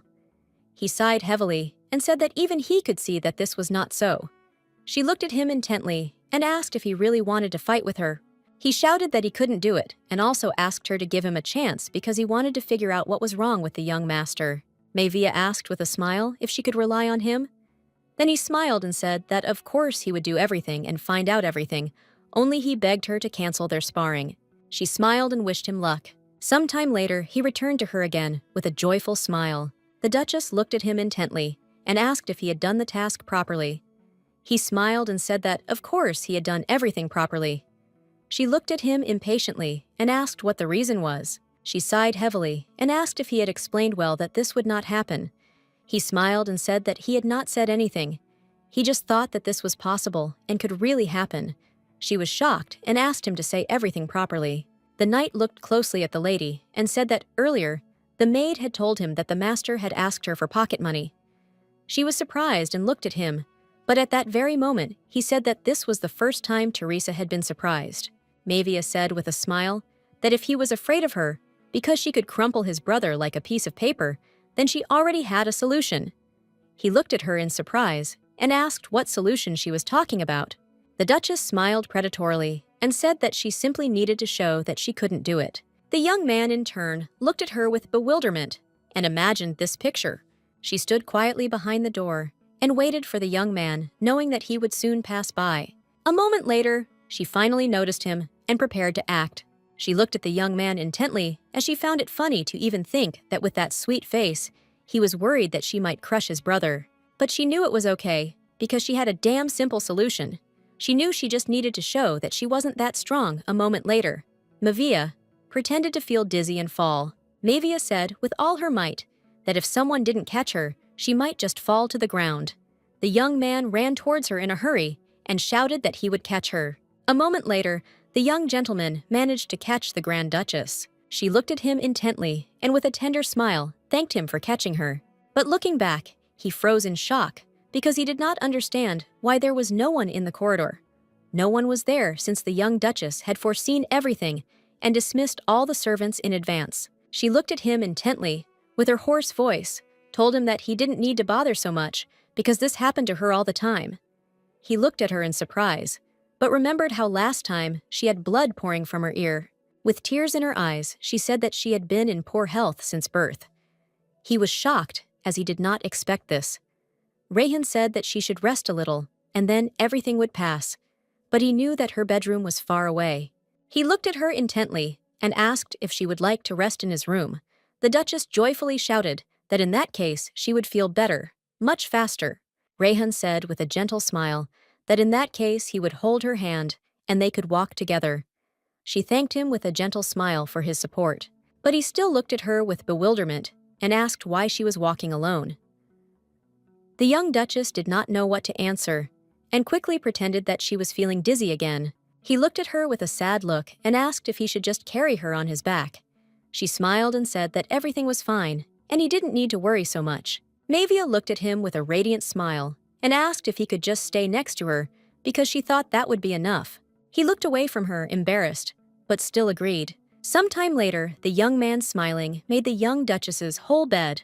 She looked at him with a tender smile as she saw that his hand was tiny, but he was still taking her temperature. She didn't think he hated her at all. Manhwa looked at the boy closely and asked if she had been causing him any inconvenience. He was taken aback and said that this was not so, because he himself knew that she was a very kind and bright person. She said that considering someone a good person and feeling uncomfortable with him are two different things. Manhwa said with a tender smile that she would like to be closer to him, even if he could not truly consider her his mother. Manhwa smiled and said that although she did not have the warmest relationship with the elder lord, and she understood that he did not know how Gilbert felt about her, she still asked him not to close himself off from her, at least for the sake of the Duke who chose her as his wife. She hoped that he would not run away from home and awaken magical creatures. She did not want him to blame himself, thinking that all this happened because of his fault. She just wanted him to remain as kind and live peacefully without troubles, as long as she was by his side. She wanted to help him until the very end. Manhwa watched him go with a smile, because she knew that the big problem was that he was too kind. She knew that she had to leave quietly because she didn't want to cause him any trouble, but she knew that he might be late for class because of her, and therefore wanted to pack his things for the lesson. So the Duchess slowly approached the table as she wanted to find out what his next subject was. She wanted to take the schedule that Mrs. Teresa gave her, but a moment later, she froze in place in surprise. She was shocked when she opened the small book that the young gentleman had been using to keep records, and saw that he had been collecting things that he wanted to take with him when he ran away from home. After the young man returned to her with medicine, she, with a slight fever, was ordered to rest.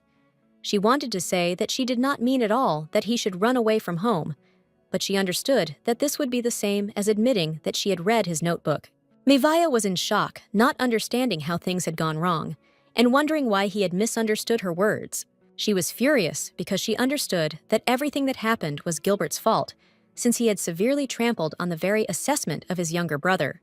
Although she supposed that it might have been her fault, she was furious, because she realized that she simply lacked the skills to talk to children. Sometime later, she came to her husband and, sighing heavily, said that this time she had lost. She admitted that it was very difficult to become friends with the young master, and that it would take her a long time. She was puzzled, because she understood that she needed a lot of time, but the Duke said that there are no perfect people. He sighed heavily and asked what it mattered, that she had difficulty getting along with children. She sighed heavily and thanked him for the consolation that did not console her at all. Manhwa said that since he had consoled her, he should do it again, and she leaned on him. He looked at her with bewilderment, and at the same moment she asked with a smile if he really wanted her to sit on his lap. Edith sighed heavily and said that he didn't want that. At the same time, she was next to him and kept thinking about his beautiful and resilient body. With the speed of lightning, she distanced herself from her husband because she knew that now she needed to think about the young master. She had already realized that abrupt approaches backfired, so she wanted to act gradually, but she wondered what if he ran away before they got closer. But if he stayed, then the monster was in the forest, like in the original story, and then he would feel guilty. A moment later, she told her husband, with a satisfied smile, that she really was a genius. He looked at her in surprise and asked if she had really understood anything. She smiled and said that she had realized a very important thing, because if she couldn't solve a problem with her mind, she had to solve everything with her fists. The Duke was taken aback and looked at her in bewilderment, since he hadn't expected anything like that at all. Edith looked at his wife with bewilderment and asked where the thinking of a genius was. She smiled and said that geniuses come in different forms. The Duchess knew the problem was how to find an excuse to go hunting for the monster. She looked closely at her husband and understood that everything could be circumvented if she loved him enough to want to open up to him. A moment later, the butler came in and said that the Count had asked me to tell his lordship that he had a report, and he also said something about the account books, the land management report, and the list of complaints filed. The butler asked if he should tell the Count to wait a little. The Duchess firmly said that this was not worth doing, as it was not at all proper to keep you waiting for the bacon. The Duke looked at his wife in surprise, as he had not expected such a thing, but she said that he could ignore her words. She looked at the butler with a smile and told him to immediately escort the Count to her office, or rather, to respectfully escort him. She knew that if everything went well, the matter would be resolved easily. The Count greeted the Duchess with tears in his eyes and said that he was literally counting the days until she would honor him. She interrupted him and said that he should get straight to the point and be brief. He said that he only wanted to express how much she meant to them all. The Duchess smiled and said that she was very glad to see him, but that she was much more interested in the contents of the documents than in his thoughts about her. A moment later, the young Duchess looked at the documents in bewilderment. She looked at him in surprise, because he had brought her a denunciation of the director of the orphanage who fed 30 children with 1 chicken. She looked closely at the Count, and since the report was clearly full of child abuse and poor parenting on the part of the higher-ups, she wondered if he was really competent. A few seconds later, the Duchess found what she was looking for, as there was a denunciation that mysterious bloody footprints had appeared in the forest, the work of demons or humans. It was unknown, and they were begged for the sake of their well-being to catch the criminal as quickly as possible. Manhwa turned and, looking at her husband, asked if he remembered that she had asked him to accompany her on an inspection of the property. He thought for a moment and said that he remembered about it, but looking out the window, he asked if she was sure that she could go out. She was taken aback, since due to the spells, she did not know at all about the weather outside. She, irritated, asked if there was usually so much snow at this time of year. The Count said that it was not a matter of the time of year when the gentleman was absent. The weather was quite good. She looked at the Count in surprise, as she did not understand what the weather had to do with it. At the same time, Edith looked menacingly at the Count and told him to get down to business and briefly outline everything. The Count was very frightened and rushed to the exit in a hurry, but he still shouted to the Duchess that he had told her everything he wanted. She froze for a moment with a look of bewilderment on her face. She was shocked because she understood that if the Count's words were true, then she would live in the cold for the rest of her life. She could not even imagine that being the wife of the Northern Duke was so difficult. He looked at her intently and said that he would find a way, and also asked if she could wait a little. He smiled and said that in return, hair care security, everything will be his concern. He looked at her with a smile and asked if she agreed. Manhwa looked at her husband with tenderness, as she saw that he was handsome with the perfect body of the absolute ruler of this world. He looked at her with his gentle smile and asked her to understand him. Manhwa looked at him with a tender smile and said that since she was a kind-hearted wife, she would of course understand and support him, but she still hoped that he would definitely keep his promise. The next day, the snow finally stopped. She had the feeling that her husband had simply gone and threatened the sky.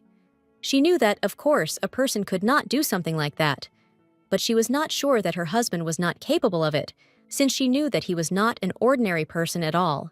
The butler looked closely at the Duchess and asked if she had any suspicions about the culprit. She looked at him in surprise. The Duke said that he had been informed of strange sounds in the first bell tower. Manhwa was taken aback and asked for forgiveness, as she had been distracted for a short time. The butler said that according to the servants, it sounded like the whining of a small breed of animal. Perhaps it was a wolf or another wild animal, but he was going to check everything himself. Manhwa looked at her husband closely and asked if he wanted to go and see for himself. He was surprised, but she said that she just needed a little time to get used to the cold before exploring the property, and since the snow had already stopped, there was just the right excuse to go out. Manhwa gave her husband a dazzling smile and asked if he would go with her because he had promised her security support and hair care. The Duke smiled and said that even without promises, he would do it, since with such a look as hers, it was impossible to refuse. She was glad since she knew that this was the success of feminine charms. He looked at her intently, as if he knew that, but she reminded him of that. A few hours ago, the young lady was sighing heavily as she realized that the sleigh was a bad idea because it was very cold outside. She was in shock. She didn't understand how people could be like this. She didn't understand who would go sledding in such weather. The Duke asked his wife with a smile if she couldn't see how the boy was already covered in sweat. She was in shock, wondering if she would ever be able to beat the cold. He sighed heavily and said that it sounded more difficult than making friends with their children. A moment later, the Duke looked at his wife with his gentle smile and handed her a small ball. She looked at it in surprise, as it was slightly larger than the one he had given her at the tower. Edith said tenderly that it was still not enough for her to lie naked in the snow, so she had better not take off her clothes. She smiled and said that she thought he was speaking seriously. After a short conversation, she looked closely at her husband, as she understood that he was a caring person, but sometimes he set boundaries. She wondered if this was just his nature. A moment later, the young people were taken aback as they heard some kind of scream and noise. The Duchess threw the ball out with lightning speed and ran towards the young gentleman. At the same time, Procyon hugged the young gentleman tightly and told him to hold on tight. With ease and grace, they jumped up and the sleigh fell. The Duchess was in shock. She shouted to her husband that they must save them, but the Duke calmly said that they would be fine. She was in shock and very worried about them. But a moment later, she clearly saw the knight in front of her along with his young master. The Duke sighed heavily and said that since their faithful knight was with the young master, it meant that everything was under control. She sighed heavily as she remembered that they were together. But a moment later, the Duchess still asked what had happened since something like this was very serious. Procyon sighed heavily and said with puzzlement that something had happened to his Pegasus during the descent. She looked at her in surprise and asked if this was the name of his sleigh. He said that it was not just a sleigh, and this despite the fact that the gentleman from the magic tower himself had even cast a spell on them. Rayhan, looking at the Duke, he said that there really was something there, something like a rabbit or another small animal. He was puzzled because he did not know what to do, but the Duchess smiled and said that they should rest a little while. She and the Duke would look around. She looked closely at the knight and asked him to take care of the young master, as the symptoms may appear a little later, and at the same time, he must be vigilant and attentive. The knight said with a smile that he would do everything. She turned around, and looking at her husband, said that they were right, and there really was something small there. She came closer to him and asked in surprise that he had left. Mavia was puzzled, because she didn't understand why he suddenly froze. She looked at her husband in bewilderment and asked what he had just stepped on. Long ago, about 500 years ago, he was a king of spirits who lived in a dark forest. As a king of spirits, he banished people, animals, and monsters outside the forest, but sometimes used them for his own amusement. Especially people who came to him with requests and pleas most often became his toys. He showed them the tax squeaking and monsters, promising that there was gold and jewels there. Foolish people climbed into the jaws of monsters themselves. He drove countless people into a deadly trap. This was his fun. Kalakis appeared before him, the one he saw as only a toy, and that day he chained him. Unfortunately, he had to live in a miserable stone prison.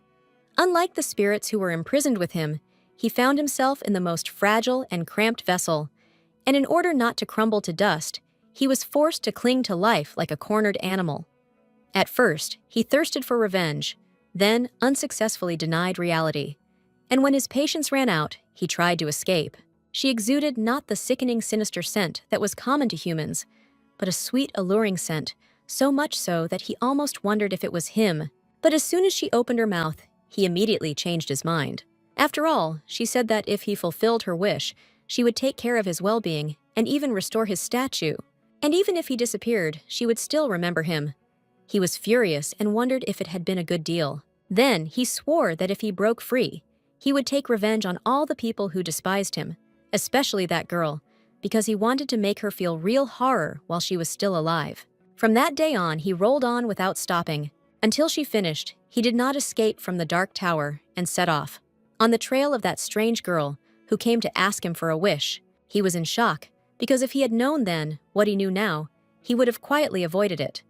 He was puzzled because he understood that if the man who was next to her had not understood him, everything would have worked out. He was shocked, wondering if it was a demon in front of him, but he still threw this thought away as he saw that it was the Lord of Darkness himself in front of him. His aura was so dim that he mistook him for an ordinary person.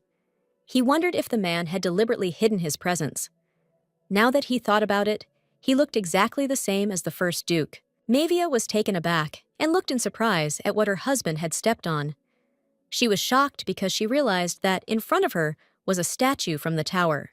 He turned around as he realized that she recognized him. He understood that he was not destined to die after all. The Duke looked angrily at the dragon and told him to calm down. She looked at him in surprise, and with tears in her eyes asked if he had really said this to her. The Duke sighed heavily and told his wife that he had not been addressing her. A moment later, he said that he would explain everything to her right now, right to the end. She smiled and asked if she had really made a wish to the Spirit King himself. The Duke said that he looked more like a street hooligan than a king, since he was a petty tyrant who amused himself with stupid pranks. She said in surprise that many years had passed, and he remembered everything in the smallest details. She did not understand why he did not leave her then at the tower. Edith sighed heavily and said that he had actually already forgotten about everything. But as soon as he heard the dragon, he remembered everything. She looked at him in surprise as she did not understand how he got to them. The Duke said that there was a crack in the seal. He put his power there and slowly crawled down. The Duke looked closely at his wife and said that the dragon had been alone for a long time, and now he had met a human, and it seemed that he had become involuntarily attached to her. The Duchess looked closely at the small statue, because she understood that he had some abilities, and his original form was different, but she knew that he was stupid and terribly talkative, but still he felt sympathy for the country for her. She smiled and said that they could take him with them to the castle. After all, he was a precious spirit who granted wishes, and if they left him, he would not really die. The Duke said that in such confinement, he would hardly be able to fulfill the wish. She ran around him with a joyful smile and asked if they would take him. The Duke sighed heavily and agreed with her. She smiled at him and thanked him. Looking at her husband, she asked if he could glue it together with his magic. But the Duke said that it was not even worth wasting glue on. Edith told his wife that if he were not by her side, the Spirit King could suck the life out of her. She looked at him in surprise and said that he himself had previously reported that the king had sympathy for her. The Duke said that it was his nature to deceive people, and he could not be trusted so easily. She smiled and asked if he really trusted the king to any extent, since the spirit had decided to take him into the castle. She said that if there had been even the slightest risk that he would cause harm, then her husband would have dealt with him long ago. Maevia looked at her husband with a smile and said that even if it turned out to be a lie, he could still protect her. The Duke said that the king said that she had a pleasant aroma, so he did not want to harm her. Moments later, the Duke said that since his wife wished it, they would take him to the castle in a few seconds, and he used his magic. The Duke said that the dragon was unlikely to come to his senses right away, but when he woke up, it should remind him of his wish. She asked in surprise how he could fulfill the wish while he was sealed. The Duke said that he could free him. She looked at him in surprise and asked if he would really do it. He smiled and said that if she wanted it, he would do it. Edith looked at the dragon with a fierce grin and said that after the wish was fulfilled, he would take care of it. She was taken aback and asked what would happen if, while dying, he turned the wish into a curse. He sighed heavily and said that he was joking, but only half joking. She looked at him puzzled, as she realized that he was serious after all. At the same time, the Spirit King was screaming and begging for salvation. She looked closely at the Spirit King as she wanted to protect him, but she intended to do so as soon as he fulfilled her wish. After some time, the young lady sighed heavily and opened her eyes. She muttered quietly that she wanted to drink some water. She was surprised she didn't understand why she woke up so early, although it seemed to her that most likely it was because she was worried about the statue. A moment later, the Duke brought his wife a glass of water. She smiled and thanked him, and also said that she was very glad that she now had a husband. He looked at her in surprise and asked why she woke up so early. Maevia said with a satisfied smile that she wanted to see his handsome face again. He sighed heavily and looked at her intently, but a moment later, in all seriousness, she asked where it hurt. Maevia looked away from her husband and said that she probably just didn't get enough sleep. He sighed heavily and said that she really should rest. A few seconds later, she heard the door slamming. She was furious because her wife woke up and said she wanted to look at her handsome husband, and he asked if she was sick. And besides, he left without saying anything. She knew that even though their marriage was arranged, they were still going to live their whole lives together. She was shocked because he didn't like touching and jokes. She knew that they were no longer strangers. He could play along with her. She was tired of constantly trying for them. A few minutes later, she clearly heard her husband's footsteps. He looked at her intently and asked her to get up for a while, as she had to eat something and then sleep. She asked in surprise if he had really prepared food for her. The Duke said that she was having difficulty eating now, so she could sleep first and then eat. She smiled and said that she would eat it all now because it was food that her husband had prepared. A moment later, she began to eat, and after a few minutes, she said that she felt very warm when she ate the food he prepared. Maevia asked in surprise why he had made her a stew. He said that when there is a fever, it is good to eat something warm. He said she had a fever. Maevia was surprised because she hadn't noticed it. He looked at her closely and, taking her temperature, said that she had a fever, and it was quite high. She froze from embarrassment, not from fever, as he touched her. She knew she had a fever, and it was most likely because her beautiful husband had touched her and was looking into her eyes. She didn't know the reason, but she felt good because he cared about her. A moment later, they heard some noise. The young gentleman informed the Duke's friend that he had come to see them, and a few seconds later, he looked into the room. Looking at the young people, he said that he hoped he would not disturb their rest. The Duchess smiled and said that he was not bothering them at all. He said that in that case he would come in. Rayhan looked closely at the Duchess and asked if she was very ill. She smiled and said that everything was fine. She just had a slight fever. With tears in his eyes, the boy said that he had heard from his knight that she had gone out into the street when she found out that he had been sledding, and now he was sure that she had caught a cold because of him. She was taken aback and said that she had business outside and that he had nothing to do with it. The Duke confirmed her words. After a short conversation, he informed the Duchess that in order for a man to recover quickly, a book was read to him so he asked if he could read the book. She smiled and said that she agreed, because in that case, she would recover faster. A moment later, the Duke lifted the boy up, and he was taken aback. A few seconds later, the Duke sat the young boy down on their bed and told him that he could read a book. Looking sideways at his wife, he said that she had better lie down again. He smiled and said that she could sleep peacefully because he would not go anywhere and would be next to hers. A moment later, the young gentleman began to read. She knew she had to put all her thoughts aside and get some rest while they were near her. The Duchess was continuously ill for several days, but after some time she felt better. After her short illness, she returned to her work, but she noticed something very strange. She was in shock. She didn't understand why they all trembled so much in front of the Duke. She of course understood that he seemed frightening from the outside, because even to her, he sometimes reminded her of the Lord of Darkness. A moment later, the young lady heard a maid come to her. Sarah looked closely at her mistress and said that she had searched every corner of the castle and collected the necessary information. The Duchess said that the maid had done a great job and also asked if there was anything interesting. Sarah said that everyone without exception was glad of her arrival. She praised the young lady, as did all the servants, but the Duchess sighed heavily and asked her to wait a little. She smiled and said that overall, most people had a positive attitude towards her. But still, Sarah said that it was very strange since the reaction to the Duke was quite unpredictable. Manhwa looked at the maid in bewilderment and asked what she was talking about. Sarah said that no one here had said anything about the Duke at all. Literally, even the address of His Grace stuck in their throats. Even when they were together, literally, no one could touch the Duke. Sarah said she decided to check and asked one of the maids who brought fresh linen yesterday. She tried to push her to mention the Duke, but she, muttering quietly, said that she did not want to be killed or cursed. Manhwa was shocked by what she heard. Sarah said that even the servants who had seen the Duke in person could be counted on one hand, and the maid had worked at the estate for 5 years, but saw him for the first time that day. The Duchess sighed heavily and dismissed her maid. Manhwa was puzzled as she realized that she really did have a lot of work. She sighed heavily as she now understood why the Count had become the Duke's confidant. She looked at him intently and asked if he had ever cast a curse. Edith looked intently at his wife, but said nothing. Edith looked intently at his wife and said that it was easier to kill a person than to bring in sofas with a curse. He looked at her intently and said that since she asked such a question, it meant she heard what the servants were saying. She looked at him in surprise and asked if he knew about it. He nodded his answer silently to her. She knew that even if her maid found out, then everyone else knew too. She understood that this was just an exaggeration of gossip out of fear. Manhwa was puzzled, as she knew she had a long way to go. He looked at her intently and asked why she was silent.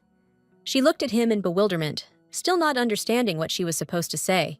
He said that she thought, as always, to rush straight to solve the problem. The Duke asked if this meant that now everything was at least a little okay.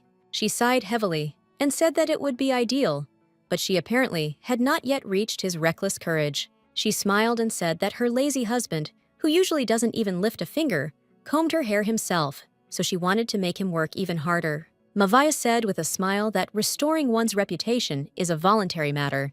She knew that if she started doing any more things, he would collapse from exhaustion. Manhwa understood that they had previously agreed to go on a tour of the lands together, and for this reason, she wanted to stop.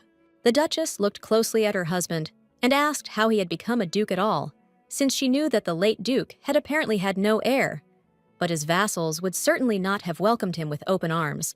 He looked at her intently and interrupted her by saying that he could, without getting up from his seat, take out a person's bones and entrails. She was taken aback in a way she had not expected, and a moment later said that it seemed they had voted unanimously for his candidacy. She smiled and said that she would just in case check with him when it was. He smiled and said that it was a long time ago. Manhwa understood perfectly well that if she was close to her husband, his reputation would increase. She knew she had to show everyone that he didn't bite at all. Some time later, the butler entered their room and said that he had come with a report. He said that the Duke was very busy as he was doing his wife's hair, and so he would come later. The Duke said that everything was fine and he could talk. It wasn't intentional, but for the first time, she felt guilty in front of the head butler, because even a professional at such a moment could not hide his expression, as if he was watching not a hair combing, but a beheading. After his report, he bowed and said that he would leave them. Manhwa smiled and said that she had a strange feeling, as if she had offended an innocent person. The Duke said that if anyone was uncomfortable, then next time he would simply throw everyone out. She sighed heavily and said that this should not be done, and people should get used to it. She looked at her husband with a smile and asked what was strange about the fact that the husband was simply combing his wife's hair. He smiled and said that this time he didn't mind. Manhwa told her husband with admiration that he simply had golden hands and asked if he was really going to take care of her hair around the clock. Edith told his wife that there was a land survey coming up soon and he was just practicing just in case. He looked at her closely and said that she thought that if the servants saw how close they were, their attitude towards him would change, but the opposite effect was also possible. They could start to support her too. Edith smiled and said that even considering the laudatory ballads, it was unlikely that such a thing would happen from her. She was shocked since the information spread very quickly. He smiled and said that his wife was of course quite capable of taking care of her own hair, but it was sad to leave her alone. Edith smiled and said that at times like these, he had to fill her void. She was shocked, didn't understand why he'd fallen out. He'd been so affectionate with her lately. For a moment, one might have thought that they had married for love. Some time ago, Madame said of her daughter that the Duke was hardly a kind man. She was puzzled because even for closed lands, this was too much because the rumors about him were very cruel. She knew that the Duke himself almost never left his chambers. Madame sighed heavily and said that he could not be an absolute monster. Unfortunately, no one knew what he was really like. Was he a hero or a killer? The madam asked her daughter to be careful with him. Manhwa smiled and told her mother not to worry. Until that moment, she thought she knew her husband well. Although she had not finished reading the book, she knew that there were many stories about him in the book. Edith was without ambition, without greed, a recluse who never even left his bedroom. He even allegedly received the ducal title against his will from the previous duke. However, if you put aside his reclusiveness and lack of ambition, he was the perfect man, so she decided to marry him instead, paying an astronomical sum and breaking the contract that was left over from the previous generation. Manhwa had a rough idea why he had accepted her offer. He probably found it amusing that someone would propose to the object of everyone's fear. Her actions seemed unusual to him, so he became interested. And besides, she knew information that was unknown to others. He probably decided to keep her close and keep an eye on her at the same time, because that was the kind of person he was. But now she was puzzled because she didn't know why he was so kind to her. She understood that it could not be said that he was simply fulfilling his marital duty. She wondered if he really thought she was special. She was curious about what was going on in his head, as she knew his past was shrouded in mystery. He looked at her intently and called out, as he saw that she was frozen in place. Edith told his wife that she should rest. Lying in bed, she looked at him intently and asked if she could ask a question. He smiled and said that she didn't need to ask permission. Manhwa asked him what exactly he liked about her that made him agree to the proposal. He looked at her in surprise and asked if she herself had not chosen him as her husband. She was shocked and asked if this was the only reason she wanted to know if no one had ever proposed to him before. She was shocked as she did not expect to hear such a thing, and silently calmed her heart. She saw that he spoke the pure truth with ease. Manhwa asked with a smile if he shouldn't have friends. Edith smiled and said that as far as friends went, he only had one weird guy and one bungler. He said they were men, and even if they proposed to him, he would refuse. She thought for a moment and wondered what kind of friends he had. She wondered if he really lived in a cave. He smiled and said that perhaps one day, there would come a day when he would tell her everything about you in detail, but now was clearly not that day. She looked at his husband intently as she realized that he had no plans to tell her anything. Looking at his wife, she said that she hardly saw how he slept. He said that he slept as much as he needed, and also said that he was simply not used to sharing a bed with another, so he got used to it gradually. The Duchess said that she did not think about it at all. He also said that it had nothing to do with carnal pleasures. She smiled and said sheepishly that she hadn't thought anything like that at all, because he had said that he couldn't have children. He sighed heavily and said that this was a peculiarity of the body. Manhwa said that some people had unique physiological limitations. He sighed heavily and said that it was not what she thought, and at the same time, he wished her pleasant dreams, as he was a little confused. Yes, but about the topic. She smiled and also wished him sweet dreams. The next morning, she stood frozen in shock, as it was a memorable moment. For the first time, he didn't kick her out and waited for her to wake up. Although she was worried by the lack of sleepiness on his face, She still wished him to adapt quickly and got out of bed. She looked at us with embarrassment at his husband as things were gradually getting better between them. Mavia even thought that she would spend the night in her bedroom that evening because he might be tired of her, but her fears turned out to be in vain since her husband looked completely ordinary. She was glad that the information she'd been wanting for so long had finally arrived. She wanted to know about the very forest where the bloody footprints had been found. She remembered that these lands belonged to the Baron himself, who had sent her an absurd letter. Maevia looked into the distance with a satisfied grin because she knew that since he did not want to come, she would visit him herself. She was interested in what reward to give to such a loyal vassal. The Duke looked at her in surprise and asked why she was suddenly asking about these lands. She smiled and said that she simply liked them and would like to visit them.